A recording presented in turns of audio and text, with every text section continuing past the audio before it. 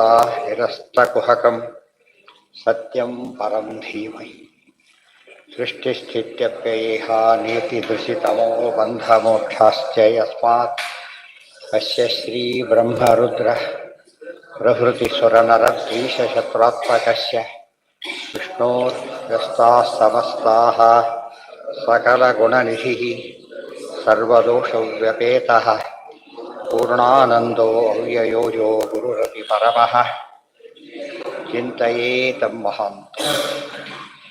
13ನೇ ಅಧ್ಯಾಯ ಹೌದಲ್ಲ. 13 ಶ್ರೀ ಶುಕ ಉವಾಚ ಏವಂ ಸಂಚೋದಿತೋ ವಿಪ್ರೈಃ ಮರುತ್ವಾನ್ ಅಹನದ್ರಿಪುಂ ಬ್ರಹ್ಮಹತ್ಯಾ ಹತೆ ತಸ್ಮಿನ್ ಆಸಸಾದ ವೃಷಾ ಕಪಿಂ. ಏವಂ ಸಂಚೋದಿತಃ ವಿಪ್ರೈಃ ಮರುತ್ವಾನ್ ಅಹನದ್ರಿಪುಂ.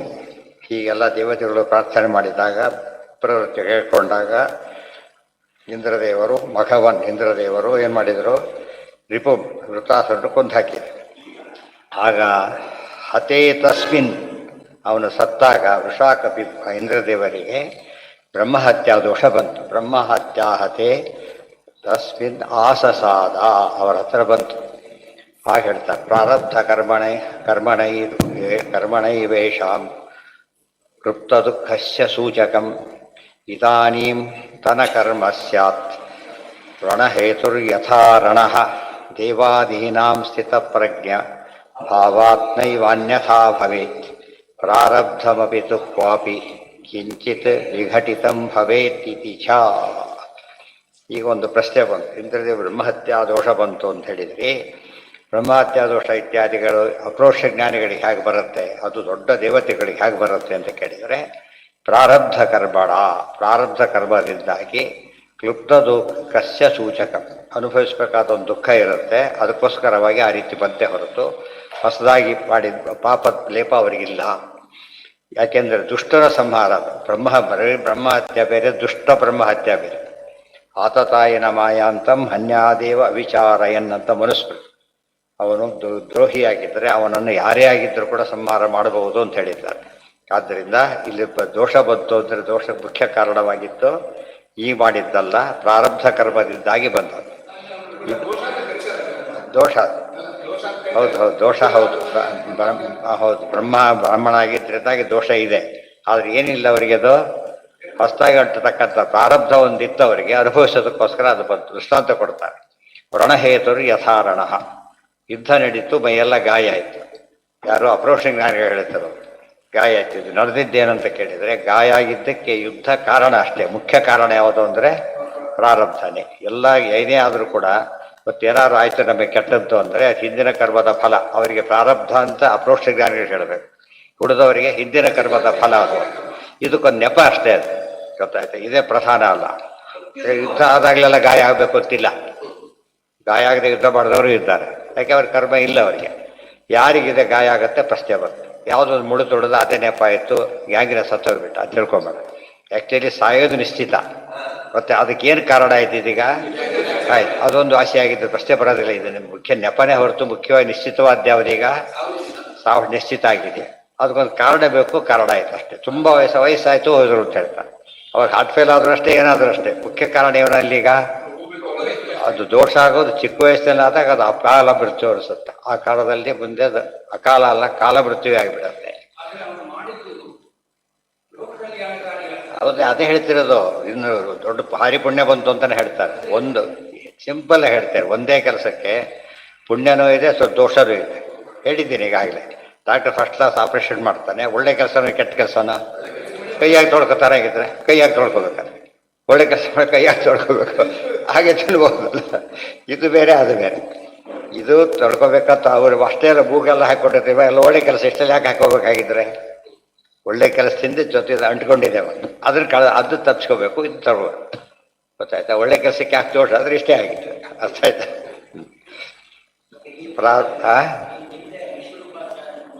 ಹಾಂ ಹಂಚಿಬಿಟ್ರು, ಇದನ್ನು ಹಂಚಲಿಲ್ಲ ಅದನ್ನು. ಅದು ಬೇರೆ ಕೇಸು, ಇದು ಬೇರೆ ಕೇಸು. ಅದು ಅದು ಅದು ಅದು ದೋಷನೇ, ಇದು ದೋಷ. ಎರಡು ಪ್ರಾರಂಭಕ್ಕೆ ಒಂದಕ್ಕೆ ಹೇಳಿದ್ಮೇಲೆ ಎರಡಕ್ಕೆ ಎಕ್ಸ್ಟೆಂಡ್ ಮಾಡ್ಕೊಂಡ್ಬಿಡೋದು. ಎರಡಕ್ಕೆ ಸೇಮ್ ಅದು. ಬಟ್ ಅದು ಒಂದು ಪದ್ಧತಿ, ಇದೊಂದು ಪದ್ಧತಿ. ಆ ಪದ್ಧತಿ ಇದು ಅವರು ಬರೀ ಶಾಪ ಕೊಟ್ಟಿದ್ರು, ಅದು ಕೊಂದಿದ್ದಷ್ಟೇ. ಇದು ಹಾಗಲ್ಲ, ವೇದ ಮಂತ್ರದಿಂದ ಹುಟ್ಟಿದವನು. ಅದು ಇನ್ನೂ ಪ್ರಬಲ ಜಾಸ್ತಿ ಆಯ್ತು ಈಗ. ವೇದ ಮಂತ್ರಗಳಿಂದ ಹುಟ್ಟಿದ ತ್ವಷ್ಟರು ವೇದ ಮಂತ್ರಗಳಿಂದ ಇಂದ್ರಶತ್ರು ವರ್ಧಸ್ವ ಅಂತ ಹುಟ್ಟಿಸಿದ್ದರಿಂದ ಪ್ರಭಾವ ಜಾಸ್ತಿ ಆಯಿತು. ಬರೀ ಇದು ಮಾಡೋದು ಬೇರೆ, ಆರ್ಡರ್ ಮಾಡೋದು ಬೇರೆ. ಆದಷ್ಟಿಂದ ದೋಷ ಹೆಚ್ಚು ತೋರಿಸ್ಬೇಕಾಗಿದೆ, ಮಾಡಿದರು. ಅವ್ರು ಏನು ಮಾಡಿದ್ರು ಹಿಂದೆ ಕಥೆಗೆ ಭಾಗವತ ಕೇಳಿ, ಭಾಗವತ ಹೇಳಬೇಕಾಗತ್ತೆ ಅದಕ್ಕೆಲ್ಲ. ಅವ್ರೇನು ಮಾಡಿದರು, ಮೊದಲು ಸರಿಯಾಗೇ ಇದ್ದರು. ಒಂದು ಕಾಲಕ್ಕೆ ಅವ್ರ ತಾಯಿ ಹಸುರರ ಕಡೆಯವಳು, ಗೊತ್ತಾಯ್ತಾ, ಹಸುರರ ಕಡೆಯವಳು. ಸ್ವಲ್ಪ ಪಕ್ಷಪಾತ ಇತ್ತು ಅವರಿಗೆ. ದೊಡ್ಡದಾಗಿ ದೇವತೆಗಳ ಹೆಸರು ಬೆಲ್ಲಿಗೆ ಇವ್ರ ಹೆಸರು ಹೇಳ್ಬಿಟ್ಟು ಹೋಗಿ ಶುರು ಮಾಡಿಬಿಟ್ಟು, ಮುಕ್ತಿಗೆ ಹೋಗೋವರೆಗೂ ಇದ್ದ ದೋಷಗಳು ತಪ್ಪಿದ್ದಲ್ಲ. ಮುಕ್ತಿಗೆ ಹೋದ್ಮೇಲೆ ಪೂರ್ತಿ ಪರಿಹಾರ ಆಗೋದು. ಅಪ್ರೋಷ್ಟ ಜ್ಞಾನಿಗಳು ಕೂಡ ಮಾಡ್ತಾರೆ, ನಮಗೆ ಗೊತ್ತಾಗೋದಿಲ್ಲ, ಪ್ರಾರಂಭದಿಂದ ಮಾಡಿಬಿಡ್ತಾರೆ. ಮುಕ್ತಿಯಲ್ಲಿ ಯಾವುದೂ ಇಲ್ಲ. ಆದ್ದರಿಂದ ಅಲ್ಲಿ ಏನೂ ಪ್ರಶ್ನೆ ಮಾಡೋಂಗಿಲ್ಲ, ಇಲ್ಲೆಲ್ಲ ನಡೆಯುತ್ತೆ ಆ ಥರ. ಅದಕ್ಕೆ ಅವ್ರು ಏನು ಮಾಡಿದ್ರು, ಕೊಂದ್ರು. ಅದೊಂದು ಹೊಸ ಪ್ರಕಾರ ಕಾರಣ. ಅವಿಗೂ ಕೂಡ ಮತ್ತೆ ತಲೆ ಕಡ್ಕೊಳ್ಳೋ ಯೋಗ ಇತ್ತು, ದಪ್ಪ ಇತ್ತು. ಮತ್ತೆ ಅರ್ಥ ಆಯ್ತಾ ಈಗ? ಪ್ರತಿಯೊಂದು ಕೂಡ ಲಿಂಕ್ ಇರುತ್ತೆ ನಿಮಗೆ. ಎರಡೆರಡು ಸೇರಿ ಇವತ್ತು ನಾವು ಏನೇ ಮಾಡಿದ್ರು ಕೂಡ ಎರಡೀಗ. ಒಂದು ಕರ್ಮ, ಹಿಂದಿನ ಕರ್ಮ, ಇನ್ನೊಂದು ಹೊಸ ಕರ್ಮಕ್ಕೆ ನಾಂದಿ ಅಂತ. ಹಿಂದಿನ ಕರ್ಮದ ಬೇಸಿಸ್ ಇವತ್ತು ಫೋರ್ತ್ ಫ್ಲೋರ್ ಕೊಡ್ತಾರೆ ಅಂದರೆ ಏನಾಗಿರುತ್ತೆ, ಥರ್ಡ್ ಫ್ಲೋರ್ ಇರಬೇಕು ಈಗಾಗಲೇ. ಗೊತ್ತಾಯ್ತಾ? ಹೊಸ ಫ್ಲೋರ್ ಹೌದು, ಬಟ್ ಬೇಸ್ಮೆಂಟ್ ಅದಕ್ಕೊಂದಿದೆ ಈಗಾಗಲೇ. ಪ್ರತಿ ಕರ್ಮದ ಹಿಂದೆ ಗಂಟಾಗಿರುತ್ತೆ. ಅದಕ್ಕೆ ಒಂದು ದಿವಸ ಬದುಕಷ್ಟು ನಾವು ಕರ್ಮ ಮಾಡಿದ್ವಿ ಅಂತ ತಿಳ್ಕೊಂಬೋಣ. ಹಾಗೆ 10 ಜನ್ಮ 10 ವರ್ಷ ಕರ್ಮ ಮಾಡ್ತಾನೆ. ಮತ್ತೆ ಒಂದು ಕಾಳು ಎಷ್ಟು ಕಾಳಾಗತ್ತೆ?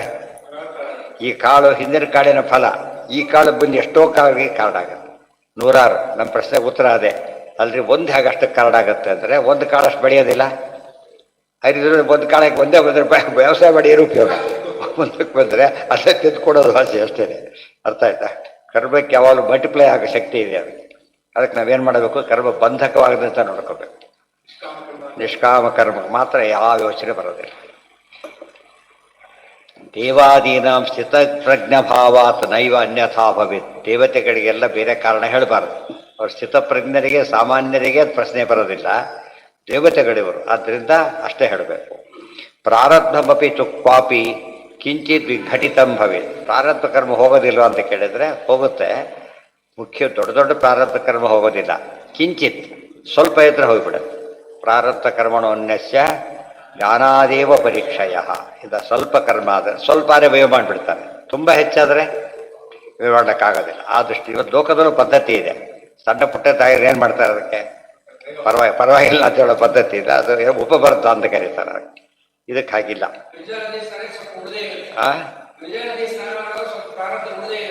ಸ್ನಾನ ಮಾಡೋವರೆಗೂ ಪ್ರಾರಬ್ಧ ಅಲ್ಲ, ಅದು ಲಿಂಗದೇಹ. ಪ್ರಾರಬ್ಧ ಇಲ್ಲಿ ಮುಗಿದೋಯ್ತು. ಇಲ್ಲಿ ಎಲ್ಲಿ ಕೊನೆ ದೇಹ ಬಿಟ್ಟೋದ್ರೆ ಪ್ರಾರಬ್ಧ ಮುಗೀತು.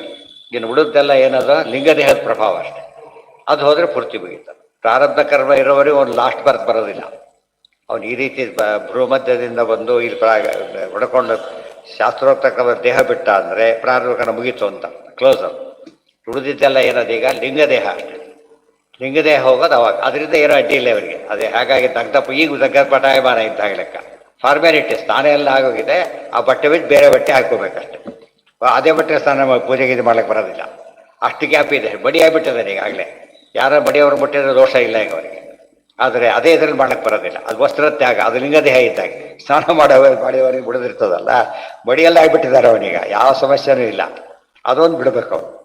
ವಸ್ತ್ರಾಂತರ ಆಗಲೇಬೇಕು. ಯಾರಿಗೆ? ಹಸುರರಿಗೆ.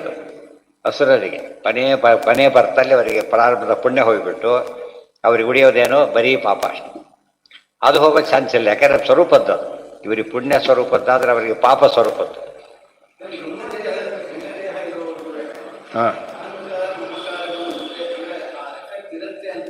ಎಲ್ಲಿ ಹೇಳಿದ್ರು? ಏನಿರುತ್ತೆ? ಯಾವ್ದು ಅಲ್ಲಿ ಯಾರು ಹೇಳಿದ್ರು? ಇಲ್ಲ ಲಿಂಗದ ಹೋದ್ಮೇಲೆ ಅಲ್ಲ. ಅದು ಸಾಧನೆ ಮುಗಿದೋಗ್ಬಿಟ್ಟಿದೆ ಈಗ.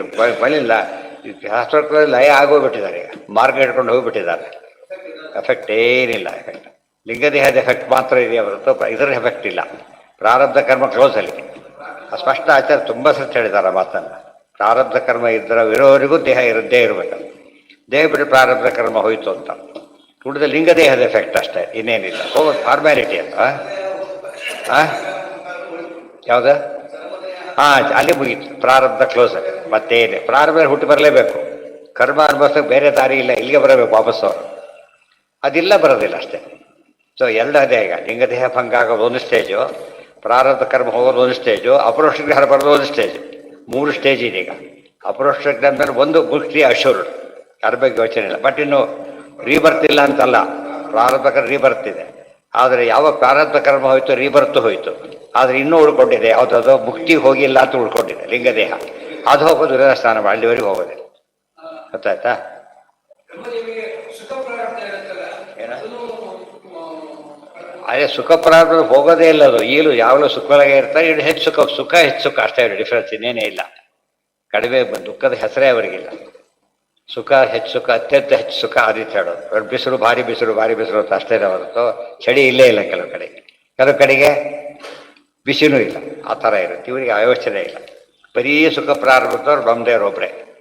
ರುಚಿಗಳು ಉಳಿದವರಿಗೆಲ್ಲ ಯಾರಿಗೂ ಯಾವ ಸ್ಟೇಜಲ್ಲೂ ರುಚಿಗಳಿಗೆ ದುಃಖ ಪ್ರಾರಂಭ ಅಂತಿಲ್ಲ. ಈ ವಾಯುದೇವರ ಅಪ್ರೋಕ್ಷ ಜ್ಞಾನಿಗಳು ಅವರಿಗೆ ವನವಾಸಕ್ಕೆ ಹೋದ್ರು, ಅದು ಪ್ರಾರಬ್ಧ ಅಲ್ಲ, ಅದು ಇಷ್ಟಪಟ್ಟು ಮಾಡಿದ್ದೆ ಹೊತ್ತು. ಏಕಾದಶಿ ಪ್ರಾರಬ್ಧ ಅಲ್ಲ, ಉಪವಾಸ ಮಾಡೋದು, ಅದಕ್ಕೂ ಇಷ್ಟಪಟ್ಟು ಮಾಡೋದು. ಯಾವುದು ಬೇರೆ ಊಟ ಇಲ್ಲ ಅಂದರೆ ಪ್ರಾರಬ್ಧ. ಯಾರಿಗೋ ಕೈ ಕೊಟ್ಟು ಇವತ್ತು ಬಂದಿಲ್ಲ ಅಂತ. ಆ ಸೂಕ್ಷ್ಮ ವ್ಯತ್ಯಾಸ ಅಲ್ರ ಎರಡರಲ್ಲೂ ಕೂಡ.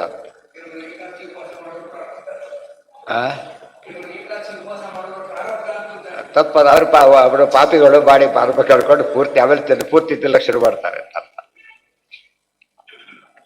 ಮುಕ್ತಾನಾಮಪಿ ಸಿದ್ಧಾನಾಂ ನಾರಾಯಣ ಪರಾಯಣ ಸುದುರ್ಲಭ ಪ್ರಶಾಂತಾತ್ಮ ಕೋಟಿಷ್ವಪಿ ಮಹಾಮತೇ.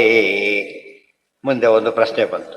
ಋತುರಾಸುರ ಕೊನೆಗೆ ಅಂತ್ಯಕಾಲಕ್ಕೆ ಏನು ಮಾಡ್ತಾರೆ, ಇಂದ್ರ ಸ್ತೋತ್ರ ಮಾಡಿಬಿಟ್ಟು ನಾನು ಕೊಲ್ರಿ ಅಂತೇಳಿ ಸತ್ತೋಗ್ಬಿಡ್ತಾನೆ. ಇವ್ರು ಕೇಳ್ತಾರೆ ಪರೀಕ್ಷೆ, ಏನಿದು ಆಶ್ಚರ್ಯ, ಸಾಮಾನ್ಯವಾಗಿ ಒಳ್ಳೆಯವರಿಗೇನೆ ಎಷ್ಟೋ ಸರ್ತೆ ಸಮಸ್ಯೆಗಳು ಬರುತ್ತೆ, ಇವರು ರಾಕ್ಷಸ, ಇವರಿಗಿಂತ ಒಳ್ಳೆ ಬುದ್ಧಿ ಯಾತಕ್ಕೆ ಬಂತು ಅಂತ ಕೇಳ್ಬೇಕಾದ್ರೆ ಪ್ರಶ್ನೆ. ಮುಕ್ತಾನಾಮಪಿ ಸಿದ್ಧಾನಾಂ ನಾರಾಯಣ ಪರಾಯಣ ಸುದುರ್ಲಭ ಪ್ರಶಾಂತಾತ್ಮ ಕೋಟಿಷ್ವಪಿ ಮಹಾಮತೆ. ಸಾಮಾನ್ಯ ಜ್ಞಾನ ಬರೋದೇ ಭಾರಿ ಕಷ್ಟ, ವಿಶೇಷ ಜ್ಞಾನ ಬರೋದು ಭಾರಿ ಇನ್ನೂ ಕಷ್ಟ ಅಂತ. ಇವನಿಗೆ ಹೇಗೆ ಬಂತು, ಇವನಿಗೆಲ್ಲ ಅತ್ಯಂತ ದುರ್ಲಭವಾದಂಥ ದಿವ್ಯ ಜ್ಞಾನ ಹೇಗೆ ಬಂತು ಅಂತ ಕೇಳಿದರೆ ಅದಕ್ಕೆ ಉತ್ತರ ಕೊಡ್ತಾರೆ. ನಿಜ, ಅವನ ಸ್ವರೂಪದಲ್ಲಿ ಏನಾಗಿದ್ದ ರುದ್ರಾಸುರ ಸಾತ್ವಿಕನೇ, ಅದಕ್ಕೆ ಬಂದೆ ಹೊರತು ಬೇರೆ. ಇಬ್ಬರು ರುದ್ರಾಸುರರು ಇದ್ದಾರೆ. ಒಬ್ಬ ರುದ್ರಾಸುರ ದುಷ್ಟ, ಒಬ್ಬ ರುದ್ರಾಸುರ ಶಿಷ್ಟ. ಆದ್ದರಿಂದ ಅವನಿಗೆ ಒಳ್ಳೆ ಬುದ್ಧಿ ಬಂದಿದ್ದಕ್ಕೆಲ್ಲ ಅದು ಕಾರಣ, ಕೆಟ್ಟ ಬುದ್ಧಿ ಬಂದಿದ್ದಕ್ಕೆ ಅದು ಕಾರಣ, ದೋಷ ಇಲ್ಲ ಅಂತ ಹೇಳಿಲ್ಲ. ಈ ಬಾಣ ಒಳ್ಳೆ ಬಾಣ ಕೆಟ್ಟ ಬಾಣ, ಒಳ್ಳೆ ಬಲಿ ಕೆಟ್ಟ ಬಲಿ ಹಾಗಿದ್ದಾರೋ ಒಳ್ಳೆ ವೃತ್ರ ಕೆಟ್ಟ ವೃತ್ರ ಅಂತಿದ್ದಾರೆ. ನವಕೋಟ್ಯಸ್ತು ದೇವಾನಾಂ ಋಷಯಃ ಶತಕೋಟಯಃ ನಾರಾಯಣಾಯನಾ ಸರ್ವೇ ಏಕೇಚಿತ್ ತತ್ಪರಾಯಣಾಃ ಇತಿ ಚ. ಅದು ಇದಿಷ್ಟು ಕೂಡ ನಾರಾಯಣ ಪರಾಯಣರು ಅಂತ ಹೇಳೋದಕ್ಕೆ ದೃಷ್ಟಾಂತ ಕೊಡ್ತಾರೆ. ಯಾರು ಅಂದರೆ ನವಕೋಟ್ಯಸ್ತು ದೇವಾನ, ಕೊಟ್ಟು ದೇವತೆಗಳು ಬೇಕಾಷ್ಟು ಜನ ಇರ್ತಾರೆ, ಅದರಲ್ಲಿ 9 ಕೋಟಿ ಜನ. ಋಷಿಗಳು ತುಂಬ ಜನ ಇದ್ದಾರೆ, ಅದರಲ್ಲಿ ಶತಕೋಟಿ ಋಷಿಗಳು. ನಾರಾಯಣ, ಇವರೆಲ್ಲರೂ ನಾರಾಯಣ ಇದ್ರು. ವಿಶೇಷವಾಗಿ ಋಷಿಗಳಲ್ಲೂ ಭಾರಿ ಶ್ರೇಷ್ಠ, ದೇವತೆಗಳಲ್ಲೂ ಭಾರಿ ಶ್ರೇಷ್ಠ. ಅದಕ್ಕೆ ಯಾತಕ್ಕೆ ಹೇಳಿದ್ರು ಅಂದರೆ ಮುಕ್ತಾನಾಂ ಸಿದ್ಧಾನಾಂ ನಾರಾಯಣ ಪರಾಯಣ ಶಬ್ದ ಬಂತಲ್ಲ, ಅದಕ್ಕೆ ವಿವರಣೆ ಕೊಡ್ತಾ ಇದ್ದಾರೆ. ನಾರಾಯಣಾಯನಾಃ ದೇವಾಃ ಋಷ್ಯಾದ್ಯಾಃ ತತ್ಪರಾಯಣಾಃ ಬ್ರಹ್ಮಾದ್ಯಾಃ ಕೇಚನೈವ ಸ್ಯುಃ ಸಿದ್ಧೋ ಯೋಗ್ಯಂ ಸುಖಂ ಲಭನ್ ಇತಿ ತಂತ್ರ ಭಾಗವತೆ. ಅದು ಕೋಟಿಶ್ವಪಿ ದುರ್ಲಭ ಅಂತ ಕೇಳಿದರೆ, ರುಜುಗಳು ಇದ್ದಾರಲ್ಲ ಎಷ್ಟು ಕಡೆ ಒಬ್ಬೇ ರುಜು ಸಿಗೋದು. ಇಡೀ ಕಲ್ಪಕ್ಕೆ ಒಬ್ಬ ರುಜು. ಈಗ ಬ್ರಹ್ಮದೇವರು, ವಾಯುದೇವರು, ಈ ರೀತಿ ಅಷ್ಟು ಪೂರ್ತಿ ಬ್ರಹ್ಮಕಲ್ಪದಷ್ಟು ಒಬ್ಬ ರುಜು ಇರ್ತಾರೆ, ಬ್ರಹ್ಮಕಲ್ಪದಷ್ಟು. ಉಳಿದವರೆಲ್ಲ ಹಾಗಲ್ಲ, ಬೇಕಾಷ್ಟರಾಗೋಗ್ಬಿಡ್ತಾರೆ. ಆ ದೃಷ್ಟಿಯಲ್ಲಿ ಇಲ್ಲಿ ಪ್ರಶಾಂತಾತ್ಮ ಅಂದ್ರೇನು, ಪೂರ್ಣ ಸುಖವನ್ನು ಹೊಂದಿದಂಥ ವ್ಯಕ್ತಿ ಸಾಧಕರಲ್ಲಿ ಯಾರು ಅಂತ ಕೇಳಿದರೆ ರುಜುಗಳು ಮಾತ್ರ, ಬೇರೆ ಯಾರೂ ಅಲ್ಲ ಅಂತ ಹೇಳೋದಕ್ಕೆ ಮಾತು ಬಂದಿದೆ ಅಂತ ತಾತ್ಪರ್ಯ. ಹೌದು, ಅದು ಬೇರೆ. ಮುಕ್ತಾನಾಮ್ ಅಂದರೆ ಅದು ಇನ್ನೊಂದು ಅರ್ಥ. ಅದು ಇದು ಜನರಲ್, ಇದು ಸ್ಪೆಷಲ್. ಇದೇ ಭಗವದ್ಗೀತೆಯ ಶ್ಲೋಕಕ್ಕೆ ಇದು ಅರ್ಥ. ಇದು ಏನಂತ ಬಂತು, ಮನುಷ್ಯಾಣಾಂ ಸಹಸ್ರೇಶು ಕಶ್ಚಿತ್ ಯತತಿ ಸಿದ್ಧಯೇ ಯತತಾವಪಿ ಸಿದ್ಧಾನಾಂ ಕಶ್ಚಿತ್ ಮಾಮೇತ್ತಿ ತತ್ವತಃ. ಈ ಶ್ಲೋಕ ಇದೇ ರೀತಿಯಾಗಿರೋ ಶ್ಲೋಕ ಇದು. ಆಚಾರ್ಯರಿಗೆ ಇದನ್ನು ಅಲ್ಲಿ ಕೋಟ್ ಮಾಡ್ತಾರೆ. ಇದನ್ನು ಗೊತ್ತಾಯ್ತಾ, ಈ ಶ್ಲೋಕ ಅಲ್ಲಿ ಕೋಟ್ ಮಾಡಿ ಭಾಗವತ ಹೆಚ್ಚು ಬರೆದಿದೆ ಓದಿ ಅಂತ ಅರ್ಥ. ಅದಕ್ಕೆ ಇದು ಓದ್ಕೋಬೇಕಾಗ ನಹಿ ಕ್ರಮಶ್ಚೇದಿಹ ಮೃತ್ಯು ಜನ್ಮನೋಃ ಶರೀರಿಣಾಮಸ್ತು ತಥಾತ್ಮಕರ್ಮಭಿಃ ಯಸ್ನೇಹ ಪಾಶೋ ನಿಸರ್ಗವೃದ್ಧಯೇ ಸ್ವಯಂ ಸುತಸ್ತೆ ತಮಿಂ ಕೃತಸ್ತೆ ತಮಿಮಂ ವಿವೃಶ್ಚಸಿ. ಸಂತಾಪ ಕ್ರೋಧ ರಾಗಾದಿಷು ಅನರ್ಥಕ ವಚ ಕ್ವಚಿತ್ ಶಬ್ದ ನಿರ್ಣಯ. ಈಗ ಮುಂದೆ ಆಯ್ತಲ್ಲ, ಒಂದು ಮಗು ಆಯಿತು, ಒಂದು ಚಿತ್ರಕೇತ ರಾಜನಿಗೆ ಅಂತ ಕಥೆ ಹೇಳ್ತಾ ಇದ್ದಾರೆ. ಮಗು ಆಯಿತು, ಉಳಿದು ಅದು 10 ಕೋಟಿ ಹೆಂಡಂದ್ರಿದ್ರು, ಗೊತ್ತಾಯ್ತಾ. ಅದರಲ್ಲಿ ಒಬ್ಬರಿಗೂ ಮಕ್ಕಳಿರಲಿಲ್ಲ. ಕೊನೆಗೆ ಬಂದರು, ಒಂದು ಮಗು ಆಯಿತು. ಅದನ್ನು ಉಳಿದು ಹೆಂಡಂದ್ರೆ ಕೊಂದು ಹಾಕಿಬಿಟ್ರು. ನಮಗಿಲ್ಲ ಅಂತ ಆಗಬಾರ್ದು ಅಂತ ಅದು ಇಲ್ಲ ಮಾಡಕ್ಕೆ ಕೊಂದು ಹಾಕಿಬಿಟ್ರು. ಆಗ ರಾಜ ಭಾರಿ ದುಃಖ ಪಡ್ತಾನೆ. ಆಗ ಬೈದು ಬಿಡ್ತಾನೆ, ದೇವರನ್ನೇ ಬೈದು ಬಿಡ್ತಾನೆ. ನಡೆಯುತ್ತೆ ಅಹೋ ವಿಧಾತ ಸ್ತಮತೀವ ಬಾಲಿಶಃ. ಏನು ಬ್ರಹ್ಮದೇವರೇ, ಇಷ್ಟು ಸಣ್ಣ ಚೈಲ್ಡಿಶ್, ನೀವು ಎಷ್ಟು ಚೈಲ್ಡಿಶ್ ಇದ್ದೀರಿ, ಗೊತ್ತಾಯ್ತಾ. ಪರೇತು ಜೀವತಿ ಅಪರಸ್ಯ ಅಮೃತಿ. ದೊಡ್ಡವನು ಬದುಕಿದ್ದಾನೆ, ಸಣ್ಣವನು ಸತ್ತೋದ್ರೆ ಏನು ಅನ್ಯಾಯ ಇದೆ ಅವತ್ತು, ಹಾಗಾಗಬಾರ್ದು ಅಂಥೇಳಿ ಅದೆಲ್ಲ ಶ್ಲೋಕಗಳು ಹಾಗೆ. ಏನು ಇದೆಲ್ಲ ಮಾಡ್ತಿದ್ದೀರಿ ಅಂತ ದೇವ್ರನ್ನೇ ಮಾಡ್ತಾನೆ.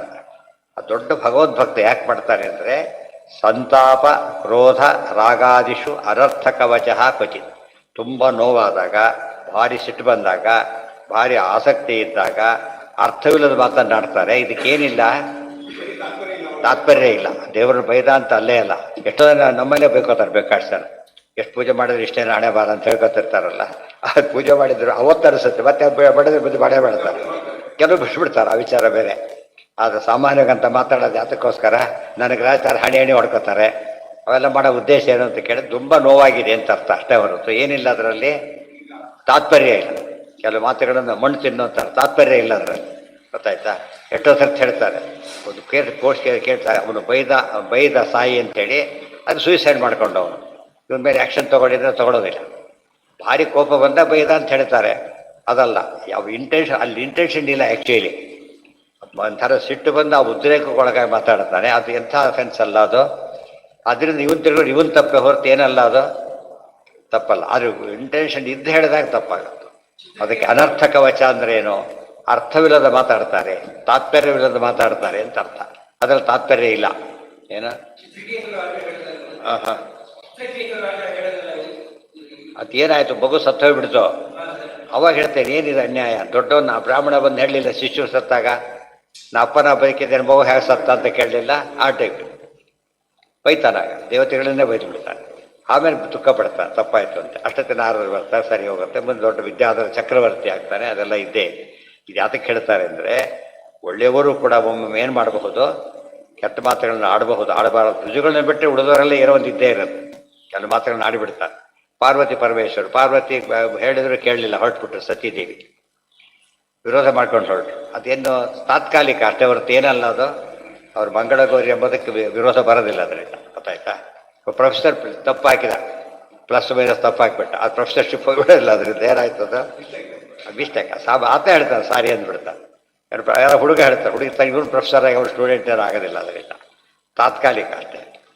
ಇದನ್ನ ಷಷ್ಠ ತಾತ್ಪರ್ಯ ಇದೆಲ್ಲ ಯಾತಕ್ಕೆ ಹೇಳ್ತಾರೆ ಅಂದರೆ, ಪುನಃ ಇಂಥ ವಾಕ್ಯ ಬರುತ್ತೆ, ಒಳ್ಳೆಯವ್ರ ಬಾಯಲ್ಲಿಂತ ಮಾತು ಬರುತ್ತಲ್ಲ, ಕೆಟ್ಟವ್ರ ಬಾಯಲ್ಲಿ ಬಂದರೆ ಎಕ್ಸ್ಪ್ಲೇಷನ್ ಕೊಡಬೇಕಾಗಿಲ್ಲ. ಯಾಕೆ ಇರೋದೇ ಹಾಗೆ. ಇಂಥವ್ರಲ್ಲಿ ಯಾತಕ್ಕೆ ಬಂತು ಅಂದರೆ ಈ ಕಾರಣ ಕೊಡಬೇಕು. ಇದೆಲ್ಲ ಅರ್ಥ ಮಾಡ್ಕೊಳ್ಳೋ ರೀತಿ ಪುರಾಣದಲ್ಲಿ ಹೇಳಿಬಿಟ್ಟಿದ್ದಾರೆ, ತೋರಿಸ್ಕೊಡ್ತಾರೆ ಆಚಾರ್ಯ. ಇದು ಬಹಳ ಮುಖ್ಯವಾದದ್ದು. ಇದೇ ವಿಷಯ ಬಂದಿತ್ತಾಗಲೇ ಮರ್ತು ಬಿಟ್ಟಿದ್ದೀರಿ ನಾವು. ಅವನೇನು ಮಾಡ್ದ, ಯಾರು ಪುರುಷ ಅಂತ ಕರೆದು ಬಿಟ್ಟ. ಯಾರು ಅಗ್ನಿಧ್ರ ಕರೆದ. ಪೂರ್ವಚಿತ್ಯ ಅಪ್ಸರೆ ಬಂದಾಗ ಏನವ ಋಷಿ ಅಂತಾನೆ, ಗಂಡಸು ಅಂತಾನೆ, ಏನೇನೋ ಮಾತಾಡ್ತಿದ್ದಾರೆ. ಅದಕ್ಕೆ ಹೇಳ್ತಾರೆ, ಈ ರೀತಿ ಆದಾಗ ಅರ್ಥ ಇಲ್ಲದ ಮಾತಾಡ್ತಾರೆ. ಇದು ಪುರಾಣದಲ್ಲಿ ಹಾಗಿರುತ್ತೆ. ಆದ್ದರಿಂದ ತಿದ್ಕೊಳ್ಳೋಕೆ ಹೋಗಬೇಡಿ ಅದರ ಅಂತ ಅರ್ಥ.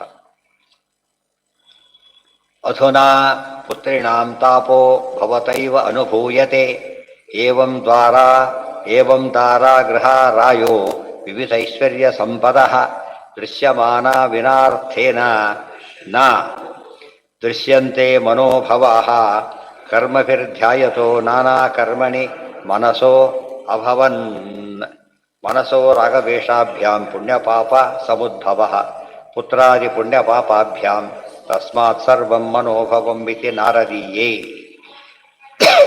ಆಗ ನಾರದರು ಬಂದು ಹೇಳ್ತಾರೆ, ನೋಡು, ಮಗು ಸತ್ತೋಯ್ತು ಅಂತ ದುಃಖ ಪಡ್ತಾ ಇದ್ದಿ. ಒಂದು ಮಗು ಅಲ್ಲ, ಏನು ಬೇಕಾದ್ರೂ ಆಗಬಹುದು. ನೋಡಿ, ನಿನಗೀಗ ಅಧುನಾ ಪುತ್ರಿಣಾಂ ತಾಪಃ.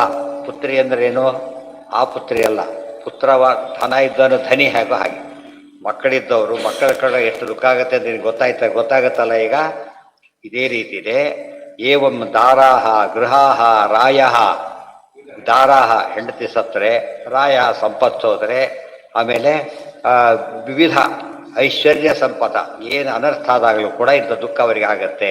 ಅಂದರೆ ಇದು ಒಂದೇ ದುಃಖ ಅಲ್ಲ, ಇವೆಲ್ಲ ಎಂಥವು ದುಃಖಕ್ಕೆ ಕಾರಣ ಇವಿಷ್ಟು ಕೂಡ. ಆದ್ದರಿಂದ ಇದು ಒಂದೇ ಅಂತ ತಿಳ್ಕೊಳಕ್ಕೆ ಹೋಗಬೇಡ. ಮಕ್ಕಳನ್ನ ಕಳ್ಕೊಂಡವ್ರ ದುಃಖ ನೀನು ಅನುಭವಕ್ಕೆ ಬಂತೀಗ, ಉಳಿದವರು ಹೀಗೆ ಅಂತ ಅರ್ಥ ಮಾಡ್ಕೋ. ಅಂದರೆ ಇದು ಮಗು ಇದ್ದರೆ ಸರಿ ಹೋಗ್ತಿತ್ತಲ್ಲ, ಮತ್ತೆ ಒಳ್ಳೆ ಕೊಡ್ತಾರೆ, ಇನ್ನೊಂದು ಆಯಿತು ಅಂತ ಶುರು ಮಾಡ್ತಾರೆ. ದಿನ ಬೆಳಗಾದರೆ ದುಃಖ ಇದ್ದಿದ್ದೇನೆ, ಒಂದೇ ರೀತಿಯ ದುಃಖ ಬರಬೇಕಾಗಿಲ್ಲ. ಮೆಟೀರಿಯಲ್ ವರ್ಲ್ಡ್ನಲ್ಲಿ ಏನೇ ಇದ್ರೂ ಏನಾಗುತ್ತದೋ ಮನಸ್ಸಿಗೆ ಅಫೆಕ್ಟ್ ಆಗೇ ಆಗತ್ತೆ. ದೃಶ್ಯಮಾನ ವಿನಾ ಅರ್ಥೇನ ನ ದೃಶ್ಯಂತೆ ಮನೋಭವ. ಒಂದು ಮನಸ್ಸಿನಲ್ಲಿ ಒಂದು ಕಲ್ಪನೆ ಇಲ್ಲದೆ ಹೋದರೆ ಮನೋಭವ, ಮನಸ್ಸಿನಿಂದ ಹುಟ್ಟತಕ್ಕಂತಹ ವಿಕಾರ ಉಂಟಾಗೋದಿಲ್ಲ. ಕರ್ಮಭಿರ್ಧ್ಯಾಯತೋ ನಾನಾ ಕರ್ಮಣಿ ಮನಸ್ಸು ಅಭವನ್. ಕರ್ಮಗಳಿಂದ ಕರ್ಮದ ಫಲದಿಂದಾಗಿ ಅನೇಕ ಕರ್ಮಗಳು ಒದಗಿದಾಗ ಮನಸ್ಸಿಗೆ ನೋವಾಗಿ ದುಃಖ ಪಡ್ತಾನೆ. ಒಟ್ಟು ದುಃಖದ ಮೂಲ ಎಲ್ಲಿದೆ ಅಂದರೆ ಮನಸ್ಸು. ಮನಸ್ಸೇ ಅಭಿಮಾನ ಮನಸ್ಸಲ್ಲಿರೋದು. ಅದು ಒಟ್ಟು ತಾತ್ಪರ್ಯ ಹೇಳ್ಬಿಡ್ತಾರೆ ಎಲ್ಲದಕ್ಕೂ ಸೇರಿ. ಪರಸೋ ರಾಗದ್ವೇಷಾಭ್ಯಾಂ ಪುಣ್ಯಪಾಪ ಸಮುದ್ಭವ ಪುತ್ರಾದಿ ಪುಣ್ಯಪಾಪಾಭ್ಯಾಂ ತಸ್ಮಾತ್ ಸರ್ವಂ ಮನೋಭವಂ ಇತಿ ನಾರದೀಯೇ. ಮನಸಃ ರಾಗದ್ವೇಷಾಭ್ಯಾಂ ಪುಣ್ಯಪಾಪ ಸಮುದ್ಭವ. ನಾವೊಂದು ಯಾವುದೋ ಒಂದು ವಸ್ತು ಕೊಟ್ಟಿವಿ, ಯಾರಿಗೂ ಒಂದು ತಿಳ್ಕೊಬೇಡ. ಕೆಲವು ಕೊಟ್ಟರೆ ಪುಣ್ಯ ಬಂತು, ಕೆಲವು ಕೊಟ್ಟರೆ ಪುಣ್ಯ. ದುರ್ಯೋಧನ ಕೊಡಕ್ಕೆ ಹೋದರೆ ಉದಾಹರಣೆಗೆ ನಾವೇನು ಮಾಡ್ತೇವೆ, ಬರೀ ಸೌವರ್ಣ ಸ್ಥಾಲಿವರಿ ಅಂತ ದೇವ್ರ ನೈವೇದ್ಯ ಇಟ್ಟುಬಿಡ್ತೇವೆ. ಏನೂ ಇಲ್ಲ ಅದರಲ್ಲಿ. ಸುಧಾಮ ಹಾಗೆ ಮಾಡ್ತಿದ್ದ ಪಾಪ, ಎಷ್ಟು ಪುಣ್ಯ ಬಂತ ಆತನಿಗೆ. ಯಾಕೆ ಮನಸ್ಸಲ್ಲಿ ಏನಿದೆ ಆತನಿಗೆ ಅದು ಕೊಡಬೇಕಿದೆ, ಅದು ಇಲ್ಲ. ಆದ್ದರಿಂದ ಕಡಿಮೆ ಇದ್ದೇನೆ ಏನಂತ ತಿಳ್ಕೊಂಡು ಅನುಸಂಧಾನ ಮಾಡ್ತಾನೆ, ಭಾರಿ ದೊಡ್ಡದು ಅಂತ, ಭಾರಿ ಪುಣ್ಯ ಬಂದ್ಬಿಟ್ಟು. ದುಡಿದು ಅಷ್ಟೆಲ್ಲ ಇಟ್ಟಿದ್ದಾನೆ, ಮನಸ್ಸಲ್ಲಿಲ್ಲ ಅವನಿಗೆ. ಅದಕ್ಕೇನು ಬರಲಿಲ್ಲ, ಪುಣ್ಯ ಬರಲಿಲ್ಲ ಅಲ್ಲ, ಅದು ನಾಟಕದ ಪಾಪ ಬಂದುಬಿಟ್ಟು ಒಂದು ತಿಂಗಳೆಲ್ಲ ನಿರ್ವಂಶ ಆಗೋಯ್ತು. ಇದು ಅರ್ಥ ಮಾಡಿಕೊಂಡ್ರೆ ಮನಸ್ಸು ಬಹಳ ಮುಖ್ಯ. ಒಬ್ಬರು ಕೊಡಬೇಕಾದ್ರೆ ಬಹಳನೇ ಕೊಡ್ಬೋದು, ಲಕ್ಷಾಂತರ ಕೊಡೋದು. ಮನಸ್ಸಲ್ಲಿ ಏನಿದೆ ಹೆಸರು ಬರಲಿ, ಹೋಯ್ತು ಪುಣ್ಯ ಅರ್ಧಕ್ಕರ್ಧ ಹೊರಟೋಯ್ತು. ಗೊತ್ತಾಯ್ತಾ? ಅದು ಒಳ್ಳೆ ಅಷ್ಟಾದ್ರೂ ಒಂದು ರೀತಿ ವಾಸಿ. ಆದ್ರೂ ಎಷ್ಟೋ ಪಾಪ ಮುಚ್ಚೋಗಲಿ ಅದರಿಂದ, ಪಾಪಗಳು ಅವೆಲ್ಲ ದುರುದ್ದೇಶ ಆಗೋಯ್ತು. ಆದರೆ ಅದನ್ನೇ ಕೊಡ್ತಾರೆ ಒಳ್ಳೆ ಅದು ಭಾರಿ ಶ್ರೇಷ್ಠ ಆಗೋದು. ಅರ್ಥ ಆಯ್ತಾ? ಈಗ ಒಂದೇ ಒಂದು ವಸ್ತು ಎಲ್ಲರೂ ಕೊಟ್ಟರು ಕೂಡ ಎಲ್ಲರಿಗೂ ಒಂದೇ ರೀತಿ ಪುಣ್ಯ ಬರೋದಿಲ್ಲ. ಯಾತಕ್ಕೆ? ಅವರ ಮನಸ್ಸಿನ ಮೇಲೆ ವ್ಯತ್ಯಾಸ ಆಗುತ್ತೆ. ಯಾವ ಮನೋಭಾವದಿಂದ ಕೊಟ್ಟರು. ಕೆಲಸದ ಬೈದ್ರು ಅಂತ ತಿಳ್ಕೊಂಡು ಬೈದು ಪುಣ್ಯ ಬಂತು ಅವ್ರಿಗೆ. ಅದಕ್ಕೆ ಗೊತ್ತಾ, ಅವ್ರು ಚೇಂಜ್ ಆಗಿಬಿಟ್ಟೆ ಬಯಸ್ಕೊಂಡ್ಮೇಲೆ. ಅವ್ರು ಎಷ್ಟೋ ಥರ ನಾವು 10 ಬಂದವರು ಇದ್ದಾರೆ, ಬಯಸ್ಕೊಂಡ್ಬಿಟ್ಟು ಆಯ್ತು ಅಂದು ಭಾರಿ ಅವತ್ತು ಬೈದೇ ಹೋಯ್ತಾರೆ, ಚೇಂಜ್ ಆಗ್ತಿದ್ದಿಲ್ಲ, ಭಾರಿ ಒಳ್ಳೇದಾಯ್ತು ನೋಡಿ. ಇವ್ರು ಬೈದಿದ್ದು ಆ್ಯಕ್ಚುಲಿ ಯಾವ್ದಕ್ಕೆ ಕಾರಣ ಆಯ್ತು, ಪುಣ್ಯ ಬಂತು. ಇವನಿಗೆ ಕೆಲವು ಸತ್ಯ ಏನಾಯಿತು, ಹೊಗಳಿದ್ದಾಗ ಕೆಟ್ಟದಾಗಿ ಗೊತ್ತು, ಹೊಗಳಿದ್ದು ಪಾಪ ಗೊತ್ತು, ಹೊಗಳಿದ್ದಕ್ಕೆ ದಾರಿ ತಪ್ಪಿಬಿಟ್ಟ ಕೊನೆಗೆ. ಅದಕ್ಕೆ ಎದುರಾಗಿ ಚಿಕ್ಕ ಮಕ್ಕಳು ಭಾರಿ ಹೊಗಳಕ್ಕೆ ಹೋಗಬಾರ್ದು. ಏನು ಮಾಡ್ತಾರೆ ಅವರು, ಅದು ಎಂಡನ್ನು ತಿಳ್ಕೊಂಡ್ಬಿಡ್ತಾರೆ. ಭಾರಿ ಸರಿ ಅಂತ ತಿಳ್ಕೊಂಡು ಆಗ ಬೈಬೇಕು ಕೆಲವು ಸಲ. ಅದು ಹೇಳಿಲ್ಲ 99 ಮ್ಯಾಥಮೆಟಿಕ್ಸ್ನಲ್ಲಿ ಕರೆದು ಬೈತಾರೆ ಪ್ರೊಫೆಸರ್ ಅವರು. ನೀನು ಇಷ್ಟೆಲ್ಲ ಮಾಡಿ ಏನು ಅಂದ್ಕೊಂಡಿದ್ದೆ ನೀನು, ಅಷ್ಟು ಜ್ಞಾನ ಬೇಡ ಅಂತ ಬೈತಾರೆ. 99 ತೊಗೊಂಡಿರೋದವ್ರು. ಯಾತಕ್ಕೆ ಸಿಟ್ಟೋದ್ರೆ 100 ತೊಗೋಬೇಕು ಆ್ಯಕ್ಚುಲಿ ನೀನು. ಉಳಿದವ್ರಿಗೆ ಏನೋ ಆಗಿದೆ ಚಪ್ಪಾಳೆ ಕದ ಕೂತಿರ್ತಾರೆ. ಅವನು ಹೇಳ್ತಾರೆ ಭಾಳ ಪ್ರೀತಿಯಿಂದ ಹೇಳ್ತಾನೆ, ನೀನು ಹೇಗೆಲ್ಲ ಅದು ಕಡಿಮೆ ಮಾಡ್ಕೋಬಾರ್ದು, 100 ತೊಗೋಬೇಕು. ಅದು ಪ್ರೊಫೆಸರ್ಗೆ ತನಗೆ ಅವಮಾನ ಇದ್ದ ಹಾಗೆ. ಯಾಕೆ ಯಾರು ಬಂದು ಹೇಳಿರ್ತಾರೆ ಭಾರಿ ಬುದ್ಧಿವಂತ ಅಂತೇಳಿ, ನನ್ನ ಮರ್ಯಾದೆ ಹೋಗುತ್ತೆ ಓದ್ತಾಗ ಅಂತ ಹೇಳ್ತಾರೆ. ಇವೆಲ್ಲ ಒಂದಕ್ಕೊಂದು ಲಿಂಕ್ ಇರುತ್ತೆ. ಅದಕ್ಕೆ ಪುಣ್ಯ ಪಾಪಗಳು ಮೇಲ್ನೋಟಕ್ಕೆ ಕಂಡಾಗಿರೋದಿಲ್ಲ. ಕೆಲವೊಮ್ಮೆ ಭಾರಿ ಕೆಟ್ಟದು ಭಾರಿ ಪುಣ್ಯ ಕೊಡೋದು, ಭಾರಿ ಒಳ್ಳೆಯದು ಭಾರಿ ಪಾಪ ಕೊಡೋದು. ಅದಕ್ಕೆ ಎಲ್ಲ ಕೂಡ ಮನಸ್ಸಿನ ಮೇಲೆ ಡಿಪೆಂಡ್ ಆಗೋದ್ರಿಂದ ಪುಣ್ಯ ಪಾಪಗಳು. ಅದಕ್ಕೆ ಇಂಟೆನ್ಷನ್ ಅಂತ ಕರೀತಾರೆ. ಇಂಟೆನ್ಷನಿಂದ ಮಾಡಿದಾಗ ಮರ್ಡರ್, ಅದು ಇಲ್ಲದೆ ಹೋದರೆ ಆಕ್ಸಿಡೆಂಟ್ ಅಷ್ಟೆ. ಮೋಟಿವ್ ಇಲ್ಲ ಅವರಿಗೆ. ಆ ಮೋಟಿವ್ ಇರೋದು ಎಲ್ಲಿ, ಮನಸ್ಸಿನೊಳಗೆ. ಅಯಂ ಹಿ ದೇಹಿನೋ ಇದು ಈಗ ಎಲ್ಲ ಯಾತಕ್ಕೆ ಉಪಯೋಗ ಅಂದರೆ ನಮಗೆ ಯೋಚನೆ ಮಾಡ್ಕೋಬೇಕು. ನಾವೆಲ್ಲ ಮಾಡೋ ಕೆಲಸ ಎಷ್ಟು ಮಾಡ್ತೀವಿ ನಾವೀಗ, ನಾವೇ ಇವ್ಯಾಲ್ಯೂಯೇಟ್ ಮಾಡ್ಕೊಂಡ್ಬಿಡ್ಬೋದು. ಎಷ್ಟೋ ಸರ್ತಿ ಆನ್ಸರ್ ಪೇಪರ್ ಒಪ್ಸಿದ ಮೇಲೆ ಯೋಚನೆ ಎಷ್ಟು ಬರ್ಬೋದು ಮಾರ್ಕ್ಸಲ್ಲಿ ಲೆಕ್ಕ ಹಾಕೋತಾನೆ. ಕೆಲಸದ ಕರೆಕ್ಟಾಗಿ ಬರುತ್ತೆ, ಕೆಲಸದ ಕರೆಕ್ಟಾಗಿ ಬರುತ್ತೆ ಅಷ್ಟೇ. ಕೆಲಸ ಹೆಚ್ಚು ಬಂದರೆ ಆಶ್ಚರ್ಯ ಆಗುತ್ತೆ ಅವ್ರಿಗೆ, ಕಡಿಮೆ ಬಂದರೆ ಯಾಕೆ ಬಂದಿಲ್ಲ ಅಂತ ಕೇಳ್ತಾನೆ. ಆ ಥರ ನಾವು ಸೆಲ್ಫ್ ಇವ್ಯಾಲ್ಯೂಯೇಷನ್ ಮಾಡ್ಕೊಳ್ಳೋ ಅಭ್ಯಾಸ ಮಾಡ್ಕೋಬೇಕು. ಯಾವಾಗ ನಾವು ಯಾವ ಇಂಟೆನ್ಷನ್ ಮಾಡ್ತಾ ಇದ್ದೇವೆ. ಪುತ್ರಾದಿ ಪುಣ್ಯ ಪಾಪಾಭ್ಯಾಂ ತಸ್ಮಾತ್ ಸರ್ವಂ ಮನೋಭವಂ ಇತಿ ನಾರದೀಯೇ. ಅಯಂ ಹಿ ನೋಡಿ, ಪುರಾಣ ಇದು. ಇನ್ನೊಂದು ಪುರಾಣ ವಾಕ್ಯ ಕೊಟ್ಟು ಮಾಡಿದ್ರು. ಪುರಾಣನೇ ವಾಕ್ಯ, ಇನ್ನೊಂದು ಉತ್ತರ. ಅಯಂ ಹಿ ದೇಹಿನೋ ದೇಹೇ ದ್ರವ್ಯಜ್ಞಾನ ಕ್ರಿಯಾತ್ಮಕ ದೇಹಿನೋ ವಿವಿಧ ಕ್ಲೇಶ ಸಂತಾಪಕೃತಾಹೃತಃ. ಅದರ ಇದಿಷ್ಟು ಕೂಡ ಭಗವದ್ಗೀತೆ ಬೇಕಾದ ಅಂಶಗಳೇ. ಅರ್ಜುನ ಪ್ರಜಹಾತಿ ಯದಾ ಕಾಮಾನ್ ಸರ್ವಾನ್ ಪಾರ್ಥ ಮನೋಗತಾನ್. ಎಲ್ಲ ಇರೋದು ಎಲ್ಲಿರೋದೀಗ ಮನಸ್ಸು. ಅದು ಮನಯೇವ ಮನುಷ್ಯಾಣಂ ಕಾರಣಂ ಬಂಧ ಮೋಕ್ಷಯೋ. ಒಳ್ಳೆ ರೀತಿಯಿಂದ ಮಾಡಿದ ಕಾರ್ಯನ ಮನಸ್ಸು ಸದ್ಗತಿ ಹೋದ. ಅದೇ ಕೆಲಸನ ಕೆಟ್ಟ ಉದ್ದೇಶದಿಂದ ಮಾಡಿದ ಕೆಟ್ಟೋಗಿ. ಅವ್ರು ಪುರಂಡರೀಕ ಯಾಗ ಮಾಡಿದ, ಎಲ್ಲ ವೇಸ್ಟ್ ದುರ್ಯೋಧನ ಮಾಡಿದ್ರು. ರಾಜಸೂಯಾಗ ಮಾಡಿದರು, ವಿಶ್ವದ ಚಕ್ರವರ್ತಿಗಳಾದರು, ಎಲ್ಲ ಯೋಚನೆ ಮಾಡಿದ್ರು. ದೇಹಿನೋ ವಿವಿಧ ಕ್ಲೇಶ ಸಂತಾಪಕೃತ ಉದಾಹೃತಃ. ಅದಕ್ಕೆ ದೇಹಿಗಳಿಗೆ ವಿವಿಧವಾದ ಕ್ಲೇಶಕ್ಕೆ ಕಾರಣ ಆಗುತ್ತೆ. ದ್ರವ್ಯಾತ್ಮಕ ಸ್ಥೂಲದೇಹ ಕ್ರಿಯಾಕರ್ಮೇಂದ್ರಿಯಾಣಿ ಚ ಜ್ಞಾನೇಂದ್ರಿಯಾಣಿ ಚ ಮನೋ ಜ್ಞಾನಾತ್ಮಕ ಉದಾಹೃತಂ ಇತಿ ಬ್ರಹ್ಮವೈವರ್ತೆ. ನಮ್ಮ ಮನಸ್ಸಿನ ಕರ್ಮೇಂದ್ರಿಯಗಳು ಸ್ಥೂಲ ದೇಹ ಎಲ್ಲ ಕೂಡ ಏನಿವೆಲ್ಲ ಕೂಡ ದ್ರವ್ಯ ರೂಪವಾದದ್ದು, ಮೆಟೀರಿಯಲ್. ಆದರೆ ಜ್ಞಾನೇಂದ್ರಿಯಗಳು ಮನಸ್ಸು ಮಾತ್ರ ಜ್ಞಾನಾತ್ಮಕ. ಅದು ಮನಸ್ಸಿಗೆ ಬಹಳಷ್ಟು ಮಹತ್ವ ಇದೆ ಅಂತ ಹೇಳೋದಕ್ಕೆ ಶ್ಲೋಕ ಕೋಟ್ ಮಾಡ್ತಾರೆ. ಕಾರ್ಯಕಾರಣಯೋರು ಏಕಶಬ್ದ ವ್ಯವಹೃತಿರ್ಭವೇತ್ ಇತಿ ಶಬ್ದ ನಿರ್ಣಯ. ಕಾರ್ಯಕಾರಣಯೋ ಏಕಶಬ್ದ ವ್ಯವಹೃತಿ ಭವೇತ್ ಇತಿ ಶಬ್ದ ನಿರ್ಣಯ. ಕಾರ್ಯಕಾರಣಗಳಿಗೆ ಇಲ್ಲೇನು ಹೇಳಿದರು? ಮನಸ್ಸು ಇಂದ್ರಿಯಗಳೆಲ್ಲ ಜ್ಞಾನಾತ್ಮಕ ಅಂದರು. ಜ್ಞಾನಾತ್ಮಕ ಅಲ್ಲ, ಜ್ಞಾನಕ್ಕೆ ಕಾರಣ ಅಂತ ಅರ್ಥ. ಜ್ಞಾನಕ್ಕೆ ಕಾರಣ ಅಂತ ಕರೀತಾರೆ. ಮತ್ತು ಅದನ್ನೇ ಯಾಕೆ ಕರೆದ್ರು ಅಂತ ಕೇಳಿದರೆ, ಕಾರ್ಯಕಾರಣಗಳಿಗೆ ತುಂಬ ಹತ್ತಿರ ಸಂಬಂಧ ಇದ್ದ ಏನಂತ ಕರೀತಾರೆ? ಕಾರಣನ ಕಾರ್ಯ ಅಂತ ಕರೀತಾರೆ, ಕಾರ್ಯನ ಕಾರಣ ಅಂತ ಕರೀತಾರೆ. Very simple. ತುಪ್ಪ ಕೇಳ್ಕೊಂಡು ಬಂದರು, ಬೆಣ್ಣೆ ಕೊಟ್ಬಿಟ್ಟ, ಖುಷಿಯಿಂದ ಹೊರಟುಬಿಟ್ಟು. ಅವನು ಕೇಳಿದ ತುಪ್ಪ, ಕೊಟ್ಟಿದ್ದು ಬೆಣ್ಣೆ. ಯಾಕೆ? ಸುಖವಾಗಿ ಬರುತ್ತೆ ಬೆಣ್ಣೆ, ಫಸ್ಟ್ ಕ್ಲಾಸ್ ತಾನೇ ಕಾಯಿಸ್ಕೋಬೋದು. ಗೊತ್ತಾಯ್ತಾ? ಇದೆಲ್ಲ ಯೋಚನೆ ಮಾಡಿಬಿಟ್ರೆ ಏನಾಗತ್ತಾಗ? ಅದು ಅವ್ನು ಹೇಳಿ ತುಪ್ಪ ತೊಗೊಳ್ರಿ, ಇಲ್ಲ ಅವ್ನು ಕೊಡೋದ ಬೆಣ್ಣೆನೇ ಕೊಟ್ಟು ತುಪ್ಪ ತೊಗೊಂಡಿದ್ದರೆ ಕೊಟ್ಟುಬಿಟ್ಟ. ಇವನಿಗೂ ಅರ್ಥ ಆಗುತ್ತೆ, ಅವನಿಗೂ ಅರ್ಥ ಆಗುತ್ತೆ. ತುಪ್ಪ ಇದ್ರೆ ಗ್ಯಾರಂಟಿ ಬರುತ್ತೆ ಅಂತೇಳಿ. ಅದು ಹೊಸರು ಕೊಟ್ಟರೆ ಇದು ಎಷ್ಟು ದಿವಸ ಬೇಕಾಗುತ್ತೆ ಗೊತ್ತಿಲ್ಲ. ಇದು ಇಮ್ಮಿಡಿಯೇಟ್ ಇದು. ಅರ್ಥ ಆಯ್ತಾ? ಆ ದೃಷ್ಟಿ ಪದ್ಧತಿ ಇದೆ. ಯಾರೋ ಕೇಳಿದ್ರು, ದುಡ್ಡು ಕೊಟ್ಬಿಟ್ಟ. ತೊಗೊಂಡವ್ರು ಅಲ್ಲೇ ಇದೆ ತೊಗೊಂಡೋಗು ಅಂತ ಹೇಳಿದ. ವಸ್ತುನ ಹತ್ರ ಎಲ್ಲ ದುಡ್ಡು ಕೊಡ್ತಿದ್ರು. ಏನಾಯ್ತು ಈಗ? ಅವ್ರು ಕೊನೆಗೆ ಏನು ಹೇಳ್ತಾ ಇರ್ಬೋದು? ಬೇಡ, ಯಾರು ಅವ್ರು ಕೊಟ್ಟರು ಅಂತ ಹೇಳ್ತಾರೆ. ದುಡ್ಡು ಕೊಟ್ಟರು ಬೆಣ್ಣೆ ತಂದೆ ಅಂತ ಹೇಳೋದಿಲ್ಲ. ಏನಂತ ಹೇಳ್ತಾನೋ ಅವನು? ಬೆಣ್ಣೆ ಕೊಟ್ಟರು ಅಂತ ಹೇಳ್ಬಿಡ್ತಾರೆ. ಎಲ್ಲ ಅವರಿಂದ ಆಯ್ತು ಅಂದ್ಬಿಡ್ತಾರೆ. ದುಡ್ಡು ಕೊಟ್ಟಿದ್ದಾನೆ, ಅಡಿಗೆ ಎಲ್ಲ ಪದಾರ್ಥ ತರ್ತಾರೆ, ಅವ್ರು ಊಟ ಹಾಕ್ಸಿರೋದು ಬಿಡ್ತಾರೆ. ಕೊನೆಗೆ ಅಡುಗೆ ಮಾಡಿದ್ರೆ ಎಲ್ಲ ಎರಡೇ ಇದ್ದಾರೆ, ಅದೆಲ್ಲ ಹೊರಟೋಯ್ತು. ಇವೆಲ್ಲ ಯಾತಕ್ಕೆ? Psychological interpretation. ಇವು ನೋಡು, ಸುಮ್ಮನೆ ಉಳಿದಾರೆ ಏನ್ರಿ ಜ್ಞಾನಾತ್ಮಕ ಅಲ್ಲೇ ಎಲ್ಲ ಹೇಗೆ ಹೇಳ್ತಾರೆ ಇವರು? ಪ್ರಶ್ನೆ ಮಾಡ್ತಾರೆ. ಅದಕ್ಕೆ ಅವರೇ ಊಟ ಕೊಡ್ತಾರ. ಇದು ಶಬ್ದ ನಿರ್ಣಯ ಡಿಕ್ಷನರಿ, ಅದು ಬ್ರಹ್ಮವಿವರ್ತ ಪುರಾಣದ ಕೊಟೇಶನ್, ಎರಡೂ ಬಂತಾದ್ರೆ.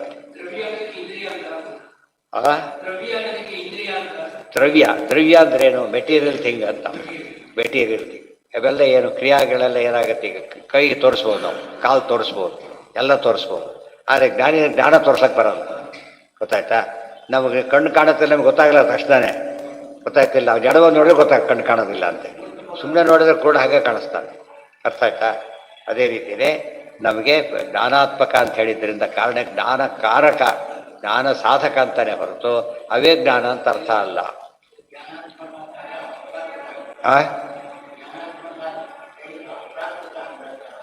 ಅಲ್ಲಲ್ಲ, ಜ್ಞಾನಾತ್ಮಕ ಅಂದ್ರೇನು? ಇದು ಜ್ಞಾನನೇ ಅಲ್ಲ, ಜ್ಞಾನಕ್ಕೆ ಸಾಧನ. ಪುಸ್ತಕ ಇದೆ, ಹುಡುಗ ಬಂದ ಪುಸ್ತಕ ಕೊಟ್ಟುಬಿಟ್ಟ, ನೋಡೋದಕ್ಕೆ ಪುಸ್ತಕ ಕೊಟ್ಟರೆ ಪಾಸ್ ಆದೆ ಅಂತ ಹೇಳಿದ. ಆ್ಯಕ್ಚುಲಿ ಪುಸ್ತಕನೇ ಜ್ಞಾನ ಅಲ್ಲ, ಪುಸ್ತಕದಿಂದ ಜ್ಞಾನ ಪಡೆದವನು. ಅರ್ಥ ಆಯ್ತಾ? ಜ್ಞಾನಕ್ಕೆ ಸಾಧನ ಯಾವ? ಉದಾಹರಣೆಗೆ ನೀವು ಹುಲ್ಲು ಕೊಟ್ಬಿಟ್ರೆ ಬೆಣ್ಣೆ ತುಪ್ಪ ಕೊಟ್ಟೋಕ್ಕಾಗತ್ತಾ? ಬೆಣ್ಣೆ ಕೊಟ್ಟರೆ ತುಪ್ಪ ಹುಲ್ಲು ಕೊಟ್ಟರೆ ತುಪ್ಪ ಕೊಟ್ಟೋಕ್ಕಾಗಲಿ. ಆ್ಯಕ್ಚುಲಿ ಹುಲ್ಲು ತಿಂದು ಬರ್ಬೋದು, ಲಾಂಗ್ಯದಲ್ಲಿ ಬರ್ಬೋದು. ಬಟ್ ಯಾವುದಕ್ಕೆ ಹತ್ತಿರದ ಕನೆಕ್ಷನ್ ಇರುತ್ತೆ, ಏನಂತ ಕರೀತಾರೆ ಅದನ್ನು? ಅದೇ ಅಂತ ಕರೆದು ಬಿಡ್ತಾರೆ. ಇದಕ್ಕೆಲ್ಲ ಕರೀಲಿಕ್ಕೆ ಹೋಗಬಾರ್ದು. ದೂರ ಇದ್ದರೆ ಇಲ್ಲ. ಕರ್ಮೇಂದ್ರಿಯಗಳಲ್ಲೂ ಜ್ಞಾನ ಇದೆ, ಇಲ್ಲ ಅಂತಲ್ಲ, ಬಟ್ ಅದು ದೂರ ಇದೆ. ಜ್ಞಾನೇಂದ್ರಿಯದಲ್ಲಿ ಜ್ಞಾನ ಬಹಳ ಹತ್ತಿರ ಇದೆ, ಆದ್ದರಿಂದ ಹಾಗೆ ಕರೀತಾರೆ. ಉದಾಹರಣೆಗೆ ತಂದೆ ಬಂದು ಮಗ ಬಂದ ಒಂದು ಕೆಲಸಕ್ಕೆ, ಅವರೇ ಬಂದರು ಅಂದ್ಬಿಡ್ತಾರೆ ಕೆಲವು ಸಲ. ಗೊತ್ತಾಯ್ತು? ಇನ್ನೊಬ್ರು ಯಾರೋ ಬಂದರೆ ಹಾಗನ್ನೋದಿಲ್ಲ. ಗೊತ್ತಾಯ್ತಾ? ಅವ್ರು ಎಷ್ಟೇ ಪ್ರೀತಿ ಪಾತ್ರನಾಗಿದ್ದರೂ ಕೂಡ ಇವನ ಸ್ಥಾನಕ್ಕೆ ಒಂದು ಸೂಟಾಗಲಿಕ್ಕೆ ಸಾಧ್ಯ ಇಲ್ಲ. ತಸ್ಮಾತ್ ಸ್ವಸ್ಥೇನ ಮನಸ ವಿಮೃಶ್ಯ ಗತಿಮಾತ್ಮನಃ ದ್ವೈತೆ ಧ್ರುವಾರ್ಥ ವಿಶ್ರಂಭಂ ತ್ಯಜ ಉಪಶಮಮಾವಿಷ. ಸಮಾಧಾನ ಮಾಡ್ತಾರೆ. ತಸ್ಮಾತ್ ಸ್ವಸ್ಥೇನ ಮನಸ, ಮನಸ್ಸನ್ನು ಸರಿಯಾಗಿ ಇಟ್ಕೋ. ವಿಮೃಶ್ಯ, ವಿಚಾರ ಮಾಡು. ಆತ್ಮನಃ ಗತಿ, ಮುಂದೆ ನಿನ್ನ ಗತಿ ಯೋಚನೆ ಮಾಡು. ಅವ್ರ ಸತ್ರು ಇವ್ರ ಸತ್ರು ಅಂತ ಯೋಚನೆ ಮಾಡಬೇಡ, ಬಟ್ ನಿನ್ನ ಗತಿ ಯೋಚನೆ ಮಾಡು. ಅದನ್ನು ಯಾವಾಗ ಸಾಧ್ಯ ಇದು? ಮನಸ್ಸಿನಿಂದ ವಿಚಾರ ಮಾಡಬೇಕಾದ್ರೆ ಏನಿರಬೇಕು? ಯಾವಾಗಲೂ ಮನೋ ಅವಬೋಧನೆ. ಮನಸ್ಸಿದ್ರೆ ವಿಚಾರ ಮಾಡೋಕ್ಕೆ ಬರೋದು. ಆದರೆ ಮನಸ್ಸು ಹೇಗಿರಬೇಕು? ಅದು ಸ್ವಸ್ಥವಾಗಿರಬೇಕು. ಸ್ವಸ್ಥವಾಗಿರೋದಂದ್ರೇನು? ಡಿಸ್ಟರ್ಬ್ ಆಗಬಾರ್ದು, ಪ್ರಸನ್ನತೆ ಆಗಬೇಕು. ಸ್ವಲ್ಪ ಯೋಚನೆ ಮಾಡಿ, ಇವೆಲ್ಲ ಬಿಟ್ಟುಬಿಡು. ಸಂಬಂಧ ಬಿಟ್ಟು ಯೋಚನೆ ಮಾಡು. ನಿಂದ ಕೋಟಿ ಜನ ಇದ್ದಾರೆ ದಿನಬೆಳಗಾರ ಗೋಳಾಡಲಿಕ್ಕೆ. ಆಯ್ತು, ನಿನ್ನ ಗುರಿ ಆಗಬಾರ್ದು. ಕಾರಣ ತಿಳ್ಕೊಂಡು ಕಾರಣ ಬಿಟ್ಟುಬಿಡು, ಸನ್ಮಾರ್ಗ ಹುಡುಕು ಅಂತ ಹೇಳ್ತಾರೆ. ದ್ವೈತೆ ಧ್ರುವಾರ್ಥ ವಿಶ್ರಂಭಂ ತ್ಯಜ ಉಪಶಮಮಾವಿಷ ದ್ವೈತೆ ಧ್ರುವಾರ್ಥಂ ಧ್ರುವಾರ್ಥಂ ಧ್ರುವ ಅಂದರೆ ನಿಶ್ಚಿತವಾದ ಮೋಕ್ಷ. ಧ್ರುವ ಅಂದರೆ ನಿಶ್ಚಿತವಾದ ಯಾವುದು ಮೋಕ್ಷ. ಮೋಕ್ಷ ಪ್ರಯತ್ನ ಪಡು. ಇಂಥವಳು ಏನು ಮಾಡ್ತೀಯ? ವಿಶ್ರಂಭಂ ತ್ಯಜ ಉಪಶಮಂ ಆವಿಷ. ವಿಶ್ರಂಭ ಅತಿಯಾದ ಅಟ್ಯಾಚ್ಮೆಂಟ್ ಬಿಟ್ಟು ಬಿಡು. ಗೊತ್ತಾಯ್ತಾ? ಮತ್ತೆ ತ್ಯಜ ಉಪಶಮಂ ಆವಿಷ. ಉಪಶಮ ಅಂದರೆ ಶಾಂತಿ, ಶಮವನ್ನು ಹೊಂದು, ಒಂದು ಸಮಾಧಾನ ಮಾಡ್ತಾರೆ. ಅನನ್ಯಾಪೇಕ್ಷಕಸ್ತ್ವೇಕೋ ಹರಿರನ್ಯದ್ವಯಂ ಸ್ಮೃತಂ ಅನ್ಯಾಪೇಕ್ಷತ್ವತಸ್ತೇನ ಪ್ರಾಪ್ತತ್ವ ದ್ವೈತ ಮುಚ್ಯತೆ ಇತಿ ಚ. ಇಲ್ಲೊಂದು ಮಿಸ್ಲೀಡಿಂಗ್ ವರ್ಡ್ ಇದೆ. ಏನಿದೆ ಗೊತ್ತಾ? ದ್ವೈತೆ ಧ್ರುವಂ ವಿಶ್ರಂಭಂ ತ್ಯಜ. ಈ ದ್ವೈತದಲ್ಲಿ ವಿಶ್ರಂಭ ಬಿಟ್ಟುಬಿಡು. ಗೊತ್ತಾಯ್ತಾ? ಅದ್ವೈತ ಹೇಳಿ ಅಂತ ಆಗ್ಬಿಡುತ್ತೆ ನೋಡೋದಕ್ಕೆ. ದ್ವೈತದಲ್ಲಿ ವಿಶ್ರಂಭ ಬಿಟ್ಟುಬಿಡು ಅಂತ ಹೇಳ್ತಾರೆ. ಇದೆಲ್ಲ ಉಪಯೋಗ ಮಾಡ್ಕೊಂಡು ನೋಡಿದ್ರ ಇಲ್ಲಿ ಏನು ಬಂದಿದೆ? ದ್ವೈತ ಬಿಡಿ ಅಂತ ಹೇಳಿದ್ದಾರೆ. ಆದ್ದರಿಂದ ದ್ವೈತ ಸರಿಯಲ್ಲ, ಅದ್ವೈತನೇ ಸರಿ. ಇದು ಆ್ಯಕ್ಚುಲಿ ವಾದ ಮಾಡ್ತಾರೆ. ತಿಳಿತಾ? ಅದಲ್ಲ. ದ್ವೈತ ಶಬ್ದಕ್ಕೆ ಅರ್ಥ ಇಲ್ಲ ಇಲ್ಲಿ. ಏನರ್ಥ ಅಂದರೆ ಅನನ್ಯಾಪೇಕ್ಷಕಸ್ತ್ವೇಕೋ ಹರಿಹಿ ಅನ್ಯದ್ವಯಂ ಸ್ಮೃತಂ. ಒಬ್ಬನೇ ಕೆಲಸ ಮಾಡ್ತಕ್ಕಂಥವ್ರನ್ನ ಭಗವಂತ ಒಬ್ಬನೇ. ಉಳಿದವರೆಲ್ಲ ಯಾರೇ ಮಾಡಿದ್ರು ಏನು ಬೇಕು ಅವರಿಗೆ? ಒಬ್ಬನೇ ಮಾಡೋಕ್ಕೆ ಸಾಧ್ಯ ಇಲ್ಲ. ದ್ವೈತ ಬಿಟ್ಟುಬಿಡು ಅಂದರೆ ಉಳಿದವ್ರನ್ನ ಬಿಟ್ಟು ದೇವ್ರನ್ನೊಬ್ಬರನ್ನೇ ಹಿಡಿ ಅಂತ ಅರ್ಥ. ತದಲಂ ಬಹುಲೋಕ ವಿಚಿಂತನೆಯ ಪ್ರವಣಂ ಕುರು ಮಾನಸ ಮೀಶ ಪದೇ. ಕೆಲಸ ಹೇಳ್ತಾರೆ, ಎರಡು ಯೋಚನೆ ಮಾಡಬೇಡ ಬಿಟ್ಬಿಡು, ಎರಡು ಯೋಚನೆ ಮಾಡಬೇಡ ಅಂದರೆ ದ್ವೈತ ಬಿಟ್ಬಿಡು ಅಂತ ಅರ್ಥನಾ? ಇನ್ನೊಂದು ದಾರಿ ಹುಡುಕ್ಬೇಡ, ಇದು ಒಂದೇ ದಾರಿ, ದೇವರೊಂದೇ ಗತಿ ಅಂತ ತಿಳ್ಕೊಂಡ್ಬಿಡು, ಉಳಿದು ಬಿಟ್ಟುಬಿಡು ಅಂತ ಅರ್ಥ. ನಾರದ ಉವಾಚ ಯತ್ಪಾದ ಮೂಲ ಭುವಸೃತ್ಯ ನರೇಂದ್ರ ಪೂರ್ವೇ ಶರ್ವಾದಯೋ ಭ್ರಮಮಿಮಂ ದ್ವಿತಯಂ ವಿಸೃಜ್ಯ ಸದ್ಯಸ್ತದೀಯ ಮತುಲಾನಧಿಕಂ ಮಹಿತ್ವಂ ಪ್ರಾಪುರ್ಭವಾನಪಿ ಪರಂ ನ ಚಿರಾದುಪೈತಿ. ಎಷ್ಟು ಹೇಳ್ತಾರೆ ನೋಡಿ. ಯತ್ಪಾದ ಮೂಲಂ ಉಪಸೃತ್ಯ ನರೇಂದ್ರ ಪೂರ್ವೇ ಶರ್ವಾದಯ ಭ್ರಮಂ ಇಮಂ ದ್ವಿತಯಂ ವಿಸೃಜ್ಯ ಸದ್ಯ ತದೀಯಂ ಅತುಲಾನಧಿಕಂ ಮಹಿತ್ವಂ ಪ್ರಾಪುಃ ಭವಾನಪಿ ಪರಂ ನ ಚಿರಾದುಪೈತಿ. ನೋಡು, ಇದು ಎಲ್ಲ ಅವರಿವರಿಗೆ ಸಂಬಂಧಪಟ್ಟಿದ್ದಲ್ಲ. ಎಲ್ಲರೂ ಕೂಡ ಈ ಭ್ರಮೆಯಿಂದ ದೂರ ಆಗಬೇಕು. ಅವರಿವರಲ್ಲ. ಶರ್ವಾದಯ ಯತ್ಪಾದ ಮೂಲ ಭಗತ್ತ ನರೇಂದ್ರ ಪೂರ್ವೇ ಶರ್ವಾದಯ. ರುದ್ರಾದಿ ದೇವತೆಗಳು ಕೂಡ ದೇವರ ಪಾದವನ್ನು ಆಶ್ರಯಿಸಿಬಿಟ್ಟು ಏನು ಮಾಡಿದರು? ಅವರೆಲ್ಲ ಇತ್ತ ಭ್ರಮೆಯನ್ನು ಗೆದ್ದು ಸನ್ಮಾರ್ಗದಲ್ಲಿ ಇದ್ದು ಸದ್ಗತಿ ಹೊರಟೋರು. ಸದ್ಯ ತದೀಯ ಮತುಲಾನಧಿಕಂ ಮಹಿತ್ವಂ ಪ್ರಾಪುಹು. ಅದು ಮಹಿತ್ವ ಅಂದರೆ ಹಿರಿಮೆ. ಅದು ಹಿರಿಮೆ ಎಲ್ಲ ಪಡೆದಿದ್ದು ಯಾವುದರಿಂದ? ಈ ಭ್ರಮೆಯನ್ನು ಬಿಟ್ಟು ಯಾರಿಂದ ಕೆಲಸ ಆಗುತ್ತೋ ಅವನು ನಾರಾಯಣ ಒಬ್ಬನೇ ಅಂತ ತಿಳ್ಕೊಂಡು ಅವನ ಆರಾಧನೆ ಮಾಡಿ ಉದ್ಧಾರವಾಗಿದ್ದಾರೆ. ಭವಾನಪಿ ನೀನು ಕೂಡ ಪರಂನ ಶಿರಾದು. ಈ ಬದುಕಿದ್ರೆ ಒಳ್ಳೆ ರೀತಿಯಲ್ಲಿ ಸಾಧನೆ ಮಾಡ್ತೀವಿ. ಸಾಧನೆ ಮಾಡೋಕ್ಕಾಗೋದಿಲ್ಲ ಅಂತ ಹೇಳ್ತಾರೆ. ಈ ಪದ ಸರಿಯಾಗಿ ನೋಡಬೇಕು. ಎಲ್ಲ ದೇವತೆಗಳು ಕೂಡ ಅರ್ಥ ಮಾಡಿಕೊಂಡು ರುದ್ರಾದಿ ದೇವತೆಗಳೆಲ್ಲ ಈ ಭ್ರಮೆಯನ್ನು ಬಿಟ್ಟು ಸರಿಯಾದ ಆರಾಧನೆ ಮಾಡಿದರು ಆ ವಿಷ್ಣುವನ್ನ. ಅದಕ್ಕೆ ಅಷ್ಟು ಮೇಲಿದ್ದಾರೆ ಅಂತ ಹೇಳಿ ಇಡೀ ದ್ವಾದಶೋತ್ತರ ಅರ್ಥ ಬಂದಿರ್ತಾರೆ. ಪ್ರತಿಯೊಬ್ಬರು ಕೂಡ ದ್ವಾದಶೋತ್ತರ ಏನಂತ ಹೇಳ್ತಾರೆ? ಮಹಾಲಕ್ಷ್ಮಿಯ ಕೃಪಾ ಕಟಾಕ್ಷದಿಂದ ಹೀಗಿದ್ದಾರೆ, ಅವರು ದೇವರ ಕರುಣಾ ಕಟಾಕ್ಷ ಅವರು ಹಾಗಿದ್ದಾರೆ. ಸರಿಯಾದ ದ್ವಾದಶೋತ್ತರದಲ್ಲಿ ಎಂಟೈರ್ ಸಂಬರಿ. ಅರ್ಥ ಆಯ್ತಾ? ಅದಕ್ಕೆ ವಿವರಣೆ. ರುದ್ರಾದ್ಯಾಹ ಶೇಷದೇಹಸ್ಥಂ ವಿಷ್ಣುಂ ಸಂಕರ್ಷಣಾಭಿಧಂ ಶೇಷಾಂತರ್ಯಾಮಿಣಂ ಜ್ಞಾತ್ವಾ ಸ್ವಪದಂ ಪ್ರಾಪುರಂಜಸ ಇತಿ ತಂತ್ರಭಾಗವತೆ ದ್ವೈತೇನ ಬಂಧಸಂತ್ಯಾಗ ದ್ವೈತತ್ಯಾಗಿ ಭವತ್ಯುತ ಇತಿ ಶಬ್ದ ನಿರ್ಣಯ. ಇಲ್ಲೊಂದು ವಿಶೇಷವಾದ ಅಂಶ ಹೇಳ್ತಾರೆ. ಇಲ್ಲಿ ಹಿಂದೂ ಮುಂದೆ ಏನೇ ಇದೆ ಸಂಕರ್ಷಣ ಮಂತ್ರವನ್ನು ಹೇಳ್ಕೊಡ್ತಾರಲ್ಲ. ನಾರದ ಮುನಿಗಳು ಏನು ಮಾಡ್ತಾರೆ? ಚಿತ್ರಕೇತುರಾಜನಿಗೆ ಸಂಕರ್ಷಣ ಮಂತ್ರ ಹೇಳಿಕೊಂಡು ಸಿದ್ಧಿ ಬರುತ್ತೆ, ಜನಗೆ ಉದ್ಧಾರ ಆಗುತ್ತೆ ಹೇಳಿದರು. ಹೇಳ್ತಾ ಶರ್ವಾದಯ ರುದ್ರಾದಿ ದೇವತೆಗಳು ಕೂಡ ಸಂಕರ್ಷಣ ಮಂತ್ರವನ್ನು ಉಚ್ಚಾರಣೆ ಮಾಡಿನೇ ಸಿದ್ಧಿ ಪಡ್ಕೊಂಡಿದ್ದಾರೆ ಅಂತ ಹೇಳಿದರು. ತುಂಬ ಅಪೂರ್ವ ಅಂಶ ಇದೆ, ಸರಿಯಾಗಿ ಜ್ಞಾಪಿಸ್ಕೋಬೇಕು. ಎರಡು ದೇವರಿದ್ದಾರೆ, ಶೇಷದೇವರಿದ್ದಾರೆ, ರುದ್ರದೇವರಿದ್ದಾರೆ. 3 ಜನ ಸಮಾನ, ಅದರಲ್ಲಿ ವಿವಾದ ಇಲ್ಲ. ಆದರೆ ರುದ್ರದೇವರ ಮುಂದೆ ಏನಾಗ್ತಾರೆ? ಶೇಷದೇವರಾಗ್ತಾರೆ. ಇದು ವಿಶೇಷ ಅಂಶ. ಬ್ರಹ್ಮದೇವರು ವಾಯುದೇವರಿಬ್ಬರು ಕೂಡ ಸಮಾನ. ಇದು ಸರಿಯಾಗಿ ಅರ್ಥ ಮಾಡ್ಕೋಬೇಕು. ಆದರೆ ಬ್ರಹ್ಮದೇವರನ್ನ ಆರಾಧನೆ ಮಾಡಿ ವಾಯುದೇವರು ಬ್ರಹ್ಮದೇವರು ಬರೋದಿಲ್ಲ. ಬ್ರಹ್ಮದೇವರ ಆರಾಧನೆ ಮಾಡಿ ಬರೋದು, ದೇವರ ಆರಾಧನೆ ಮಾಡಿ ಬರ್ತಾರೆ, ಬ್ರಹ್ಮದೇವರ ಆರಾಧನೆ ಮಾಡೋದಿಲ್ಲ. ಆದರೆ ಗರುಡ ಶೇಷ. ಆದರೆ ರುದ್ರದೇವರು ಮಾತ್ರ ಶೇಷಬುದ್ಧಿ ಬರಬೇಕಾದ್ರೆ ಶೇಷಾಂತರ್ಗತ ಪರಮಾತ್ಮ ಉಪಾಸನೆ ಮಾಡಬೇಕು. ವಾಯುದೇವರು ಬ್ರಹ್ಮಾಂತರ್ಗತ ಉಪಾಸನೆ ಮಾಡಬೇಕಾಗಿಲ್ಲ. ಇಬ್ಬರು ಸಮಾನೆ. ಅದಕ್ಕಿಂತ ವಿಶೇಷ ವ್ಯತ್ಯಾಸ ಇದೆ. ಆದ್ದರಿಂದಾಗಿಯೇ ಇಲ್ಲಿ ಆ ಪದ ಹೇಳಿದರು. ರುದ್ರಾದಿ ದೇವತೆಗಳು ಕೂಡ ಸಂಕರ್ಷಣ ಅಂದರೆ ಯಾರಿಗೆ? ಇಲ್ಲಿ ಶೇಷ ಮಂತ್ರ. ಅದರೊಳಗೆ ನಾರಾಯಣ ಇದ್ದಾರೆ. ಶೇಷದ್ವಾರ ಹೋಗ್ಬೇಕು ಅವರು, ಇವರು ಬ್ರಹ್ಮದ್ವಾರ ಹೋಗಬೇಕಾಗಿಲ್ಲ. ಇದು ಸ್ಪೆಷಲ್ ಕೇಸ್ ಇದು. ಈ ದ್ವಾದಶ ಸ್ತೋತ್ರ ಅರ್ಥ ಆಗುತ್ತೆ. ದಾಸರು ಏನಂತ ಹೇಳಿದಾರಲ್ಲಿ, ತತ್ಪಾದ ಪಂಕಜ ಮಹಾಸರತ ಮಮಾಪ ಶರ್ವಾದಿ ವಂದ್ಯ ಚರಣ. ಶೇಷದೇವರು ರುದ್ರಾದಿಗಳಿಂದ ಪೂಜ್ಯರು ಅಂತ ಕರೆದಿದ್ದಾರೆ, ಆದರೆ ಬ್ರಹ್ಮದೇವರು ವಾಯುದೇವರ ಪೂಜ್ಯರು ಅಂತ ಕರೆದಿಲ್ಲ. ಇದರ ಅರ್ಥ ಮಾಡೋ ಸೂಕ್ಷ್ಮ ವಿಚಾರ. ಪದ ಇಲ್ಲಿ ಪದನೇ ಉಪಯೋಗಿಸಿದ್ದಾರೆ ಆಚಾರ್ಯ ನೋಡಿ. ಶರ್ವಾದಯ ಇದೇ ಪದ ಹಾಕಿದ್ದಾರೆ. ಈ ಶ್ಲೋಕ ಓದ್ದ ಹೋದ್ರೆ ಅರ್ಥ ಆಗುತ್ತೆ. ದ್ವಾದಶ ಸ್ತೋತ್ರಕ್ಕೆ ವ್ಯಾಖ್ಯಾನ ಮಾಡ್ಕೋಬೇಕಾದ್ರೆ ಇದಿಷ್ಟು ಓದಿರ್ಬೇಕು. ಅರ್ಥ ಆಯ್ತಾ? ಇಲ್ಲವ್ರು ಯಾಕೆ ಹೇಳಿದ್ರು ಶರ್ವಾದಿ? ನಿಮಗೇನು ಅನಿಸುತ್ತೆ? ಅವರಿಬ್ಬರು ಸಮ. ಶೇಷದೇವರು ಶರ್ವವನ್ಯ ಹೇಗೆ ಆಗ್ತಾರೆ ಅಂತ ಪ್ರಶ್ನೆ ಬರ್ತಿದ್ದ. ಬ್ರಹ್ಮದೇವರು ವರ್ಣನೆ ಮಾಡಬೇಕಾದ್ರೆ ವಾಯುವನ್ಯ ಅಂತ ಹೇಳಲಿಲ್ಲ ಅವನಿಗೆ. ಅಲ್ಲೇನು ಹೇಳಿದರು? ಬ್ರಹ್ಮದೇವ್ರ ಬಗ್ಗೆ ಹೇಳಬೇಕಾದ್ರೆ ಶೇಷ ಹಿ ವೈರಿ ಶಿವಶಕ್ರವರು ಪ್ರಧಾನ ಚಿತ್ರೋರು ಕರ್ಮರಚನಂ ಯದಪಾಂಗಲೇಶಂ ಆಶ್ರಿತ್ಯ ವಿಶ್ವಭಕಿರಂ ವಿದಧಾತಿ ತಾತ. ಅಷ್ಟೇ, ವಾಯುವನ್ಯ ಅಂತ ಹೇಳಲಿಲ್ಲ ಅವರಿಗೆ. ಇವರಿಗೆ ಶರ್ವವನ್ಯ ಅಂತ ಕರೆದು ಈ ಸೂಕ್ಷ್ಮ ಹೇಳೋದು. ಅದಕ್ಕೆ ಪೂರ್ಣ ಪ್ರಜ್ಞರಂತೆ ಅಂತ ಕರೀತಾರೆ ಅಂದರೆ ಎಲ್ಲ ಗೊತ್ತಿರೋರು. ಇದು ಭಾರಿ ವಿಶೇಷ. ಈ ವೇದವ್ಯಾಸದೇವರು ಹೇಗೆ ಬರೀತಾರೆ, ಅದರ ಏನು ಅರ್ಥ ಇದೆ ಅದನ್ನು ಜೋಡಿಸಿ ಹೇಳ್ತಾರೆ. ಅದು ಭಾರಿ ಯೋಚನೆ ಮಾಡಿ ನೋಡಿದ್ರೆ ನೋಡೋರು ಏನಿಸುತ್ತದು, ಏನೋ ಸುಮ್ಮನೆ ಹೇಳಿದ್ದಾರೆ ಈ ರೀತಿ ಅರ್ಥ ಹೇಳ್ಬಿಡ್ತಾರೆ ಜನ. ಈ ಟೆಕ್ನಿಕಲಿ ಇದು ಎಷ್ಟು ಪರಿಶುದ್ಧ ಅಂತ ಹೇಳೋದಕ್ಕೆ ಇದು ಓದಿರ್ಬೇಕು. ಹಾಂ, ಅದು ವಿಶೇಷ. ಅದೇ ಹೇಳ್ತಿರೋದು. ಒಂದರೆ ಸಮರಾಗ್ತಾರೆ. ಮೊದಲು ಸಮರಾಗಿಲ್ಲ. ಮೊದಲು ಯಾವ ರೀತಿ ಇದ್ದರು, ಸಾಧನೆ ಮಾಡಿ ಪಾರ್ವರ್ ಪದವಿ ಬಂದುಬಿಟ್ರು. ಮೊದಲು ಯೋಗ್ಯತೆಯಲ್ಲಿ ಸಾಮ್ಯ ಇದ್ದರೂ ಕೂಡ ಪ್ರೋಸೆಸ್ ಹೀಗಿದೆ. ನಾವು KS IAS ಮಾಡ್ತೀವಲ್ಲ ಹಾಗೆ. ಅರ್ಥ ಆಯ್ತಾ? ಹಾಂ, ಯಾಕೆ IAS KS ಒಂದೇತ್ವ ಇದೆ, ಅದು ಗೊತ್ತು, ಸುಲಭ ಅದು.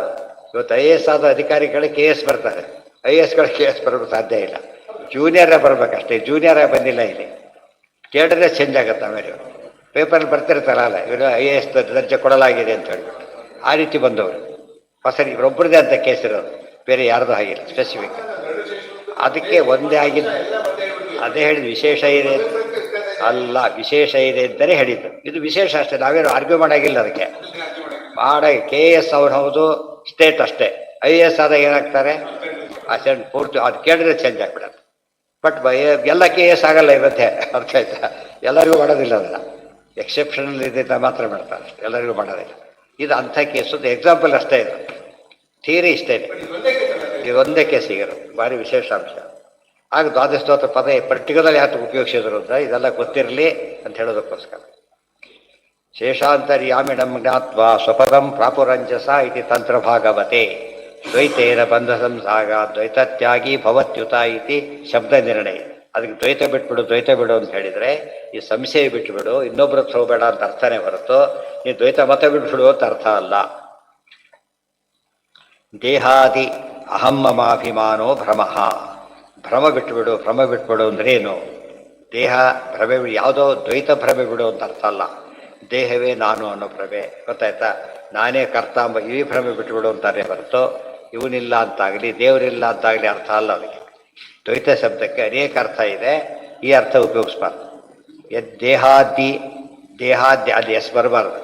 ಅಹಂ ಮಮಾಭಿಮಾನೋ ಭ್ರಮಃ ತೇಷಾಂ ಪದಾನ್ಯೇವ ವೈಷ್ಣವಾನಿ ಪದಾನಿತು ತೇಷಾಂ ಮಹಿತ್ವಂಚ ತಥಾ ಹರೇಸ್ತದ್ವಶಗಂ ಯತಃ ಅತುಲ್ಯಾನಧಿಕಂ ಚೈವ ತಸ್ಯೈವ ಮುಕ್ತಿಗಾಂ ಸ್ವಸ್ಯೈವ ಪೂರ್ವಮಾಹಾತ್ಮ್ಯಂ ಅಪೇಕ್ಷನ ಹರೇಃ ಕ್ವಚಿತ್ ಮಹಾತ್ಮ್ಯಂ ಅನ್ಯಪ್ರಾಪ್ಯಂ ಶಾನ್ನತೆ ವಿಷ್ಣು ಇತಿ ಶ್ರುತೇಃ ಇತಿ ತಂತ್ರಭಾಗವತೆ. ತೇಷಾಂ ಪದಾನ್ನೇವ ವೈಷ್ಣವಾನಿ ಪದಾನಿತು ತೇಷಾಂ ಮಹಿತ್ವಂಚ ತಥಾ ಹರೇಸ್ತದ್ವಶಗಂ ಯತಃ. ಯಾವುದೇ ಪದವಿ ಬಂದರೂ ಕೂಡ ಹರಿ ಅನುಗ್ರಹದಿಂದ ಬರಬೇಕೆ ಹೊರತು ಬರೀ ಸಾಧನೆಯಿಂದ ಬರೋದಿಲ್ಲ, ಕರ್ಮದಿಂದನೇ ಬರೋದಿಲ್ಲ. ಕರ್ಮ ಅದಕ್ಕೆ ಬೇಕು, ಆದರೆ ಅಲ್ಟಿಮೇಟ್ ಯಾರೋ ದೇವರ ಅನುಗ್ರಹ. ಅತುಲ್ಯಾನಧಿಕಂ ಚೈವ ತಸ್ಯೈವ ಮುಕ್ತಿಗಂ. ಅವರೇನು ಹೆಚ್ಚೆಚ್ಚು ಸಾಧನೆ ಮಾಡ್ತಾರೆ, ಮುಕ್ತಿಯಲ್ಲಿ ಆನಂದ ಪಡಿತಾರೆ, ಎಲ್ಲದಕ್ಕೂ ದೇವರೇ ಮುಖ್ಯ ಅನುಗ್ರಹ ಮಾಡಬೇಕು. ಸ್ವಸ್ಯೈವ ಪೂರ್ವ ಮಹಾತ್ಮ್ಯಂ ಅಪೇಕ್ಷ ನ ಹರಿಃ ಕ್ವಚಿತ್ ಮಹಾತ್ಮ್ಯಂ ಅನ್ಯಪ್ರಾಪ್ಯಂ. ಆದರೆ ದೇವ್ರ ಮಹಿಮೆ ಮಾತ್ರ ಯಾರಿಂದನೋ ದೇವರಿಗೆ ಬಂದಿದ್ದಲ್ಲ. ಏನದು ಸಹಜವಾದ. ಉಳಿದ ಎಲ್ಲರಿಗೂ ಏನು ಬೇಕು? ಮಹಾಲಕ್ಷ್ಮಿಗೂ ದೇವರ ಅನುಗ್ರಹ ಬೇಕು. ಅರ್ಥ. ಉಳಿದವರು ಅನುಗ್ರಹ ಬೇಡ ಅಂತ ಮುಕ್ತರಾಗಿದ್ದೇವೆ, ಇನ್ನು ಬೇಕಾಗಿಲ್ಲ ಅಂತ ಹೇಳಾಗಿಲ್ಲ. ಏನಾಯ್ತು ಅಲ್ಲಿಗೆ? ರಿಟೈರ್ಮೆಂಟ್ ಆಯಿತು, ಡಿಸ್ಕನೆಕ್ಟ್ ಆಗಿಬಿಟ್ರು, ಆಫೀಸರ್ ಸಂಬಂಧನೇ ಇಲ್ಲ, ಎಲ್ಲೋದ ಗೊತ್ತೂ ಇಲ್ಲ ಅವನಿಗೆ. ಇಲ್ಲಿ ಹಾಗಲ್ಲ. ಪ್ರತಿಯೊಬ್ಬರೂ ಕೂಡ ದೇವರಿಂದ ಅನುಗ್ರಹಿತರಾಗಿಯೇ ತಮ್ಮ ತಮ್ಮ ಪದವಿ ಪಡಿಬೇಕೆ ಹೊರತು ಪದವಿ ಪಡೆದ ಮೇಲೂ ಹಾಗೆ ಇರಬೇಕು, ಮೊದಲು ಹಾಗೆ ಇರಬೇಕು. ದೇವರು ಮಾತ್ರ ಯಾರನ್ನು ಯಾವ ಕಾಲಕ್ಕೂ ಏನೇ ಮಾಡಿಲ್ಲ, ಅವನು ಡಿಪೆಂಡ್ ಆಗಿಲ್ಲ. ಅದಕ್ಕೆ ಸ್ವತಂತ್ರ ಅಂತ ಕರೆದಿದ್ದು. ಉಳಿದವರೆಲ್ಲ ಏನದು ಅಸ್ವತಂತ್ರ. ಬ್ರಹ್ಮೇಶಾನಾದಿಭಿರ್ದೇವೈ ಯತ್ಪ್ರಾಪ್ತು ನೈವ ಶಕ್ಯತೆ ತದ್ಯತ್ ಸ್ವಭಾವ ಕೈವಲ್ಯಂ ಸಭವಾನ್ ಕೇವಲೋ ಹರೇಹಿ ಅಂತ ಒಂದು ಪಾಠ, ಕೇವಲೋ ಹರೇ ಅಂತ ಹೇಳಿ ಇನ್ನೊಂದು ಪಾಠ. ಇತಿ ಸ್ಕಾಂದೇ ಬ್ರಹ್ಮೇಶಾನಾದಿಭಿರ್ದೇವೈ ಯತ್ಪ್ರಾಪ್ತು ನೈವ ಶಕ್ಯತೆ. ಬ್ರಹ್ಮದೇವರು, ಈಶಾನ, ರುದ್ರದೇವರು ಮೊದಲಾದ ದೇವತೆಗಳಿಂದ ಯಾವ ಪದವಿಯನ್ನು ಹೊಂದಲಿಕ್ಕೆ ಸಾಧ್ಯ ಇಲ್ವೋ ಆ ಪದವಿ ಅಂದರೆ ವಿಷ್ಣು ಪದವಿ ಒಂದೇ. ಗೊತ್ತಾಯ್ತಾ? ಯಾರು ಯಾವ ಕಾಲ ಎಲ್ಲ ಬ್ರಹ್ಮದೇವರು ಒಟ್ಟಿಗೆ ಸೇರಿದರೂ ಸಾಧ್ಯ ಇಲ್ಲ. ಅದು ವಿಷ್ಣುನೇ. ಉಳಿದವರೆಲ್ಲ ಬ್ರಹ್ಮದೇವರು ಮತ್ತೇನೋ ಆಗಿದ್ರು. ಇದೆಲ್ಲ ಬಂದು ದೊಡ್ಡ ಇದಿದೆ, ಇತಿಹಾಸ ಇದೆ. ಇವ್ರಿಗೇನಿಲ್ಲ, ಏಕೋ ನಾರಾಯಣ ಆಸಿ. ಅದಕ್ಕೇನು ತದ್ಯತ್ ಸ್ವಭಾವ, ಪರಮಾತ್ಮ ನೇಚರ್ ಇರೋದೇ ಹಾಗೆ. ಮತ್ತು ಆಕಾಶ ಏನು ಸೃಷ್ಟಿ ಆಯಿತು ಅಂತ ಹೇಳೋದಕ್ಕೆ ಹೋಗಲೇಬಾರ್ದು. ಏನದು ಆಕಾಶ? ಏನು ಸೃಷ್ಟಿ ಆಯಿತು, ಎಲ್ಲಿ ಸೃಷ್ಟಿ ಆಯಿತು, ಕಾಲ ಏನು ಶುರುವಾಯಿತು, ಎಂದು ಅಂತ ಹೇಳಿದಾಗಲೇ ಕಾಲ ಇತ್ತು ಅಂತಾಗ. ಎಂದ ನಾಶ ಆಗತ್ತೆ, ಕಾಲ ಇದೆ ಅಂತ ಅರ್ಥ. ಎಲ್ಲಿ ಎಂಬ ಪ್ರಶ್ನೆಯಲ್ಲೇ ಏನಿದೆ, ಆಕಾಶ ಇತ್ತು ಅಂತಿದೆ. ಆದ್ದರಿಂದ ವಿಷ್ಣುವಿಗೆ ಸಹಜವಾಗಿ ಬಂದಿದ್ದೆ ಹೊರತು ಅಂತ ಆಕಾಶ ದೇವರಿಗೆ ಅಧೀನವಾಗಿದೆ, ಸೃಷ್ಟಿಯಾಗಿಲ್ಲ. ಅಧೀನವಾಗಿರೋದು ಒಂದು ದೃಷ್ಟಿಯಿಂದ ಏನದು ಸೃಷ್ಟಿ. ಆ ರೀತಿಯಲ್ಲಿದೆ ಅಷ್ಟೇ. ತದ್ಯತ್ ಸ್ವಭಾವ ಕೈವಲ್ಯಂ ಸಭವಾನ್ ಕೇವಲೋ ಹರೇ ಇತಿ ಸ್ಕಾಂದೆ. ದೇವರು ಮಾತ್ರ ಒಬ್ಬನೇ. ಕೇವಲ ಅಂದ್ರೇನು? ಕೇವಲ, ಯಾರಿಗೂ ಬೇಕಾಗಿಲ್ಲ. ತತ್ಪ್ರಸಾದ ಲಭ್ಯತ್ವಾ ತದೀಯಮಪಿ ತೇನ ಅತುಲಂ ಅನಧಿಕಂಚ ಅನ್ಯ ಮಹಾತ್ಮ್ಯಂ. ಅದಕ್ಕೇನು ಅತುಲ ಮತ್ತು ಅನಧಿಕ, ಅದಕ್ಕಿಂತ ಬೇರೆ ಇಲ್ಲ. ಉಳಿದವ್ರ ಮಹಾತ್ಮ್ಯ ಹಾಗಲ್ಲ, ದೇವರಿಗೆ ಕಂಪೇರ್ ಮಾಡಕ್ಕೆ ಬರೋದೇ ಇಲ್ಲ. ಲಕ್ಷ್ಮೀಕಾಂತ ಸವಂತತೋಪಿ ಕಲಯನ್ ನೈವೇದ್ಯಸ್ತೆ ಸಮಂ ಹೇಳಿದಾಗೆ ಗೊತ್ತಾಯ್ತು, ಉಳಿದವ್ರು ಹೇಳಕ್ಕೆ ಬರೋದಿಲ್ಲ. ಇತಿ ಷಷ್ಠ ತಾತ್ಪರ್ಯೆ ಪಂಚದಶೋಧ್ಯಾಯ ಮುಗಿತು. ನಿಮ್ಮನ್ನು ಷೋಡಶೋಧ್ಯಾಯ ಅದು ನಾಳೆ.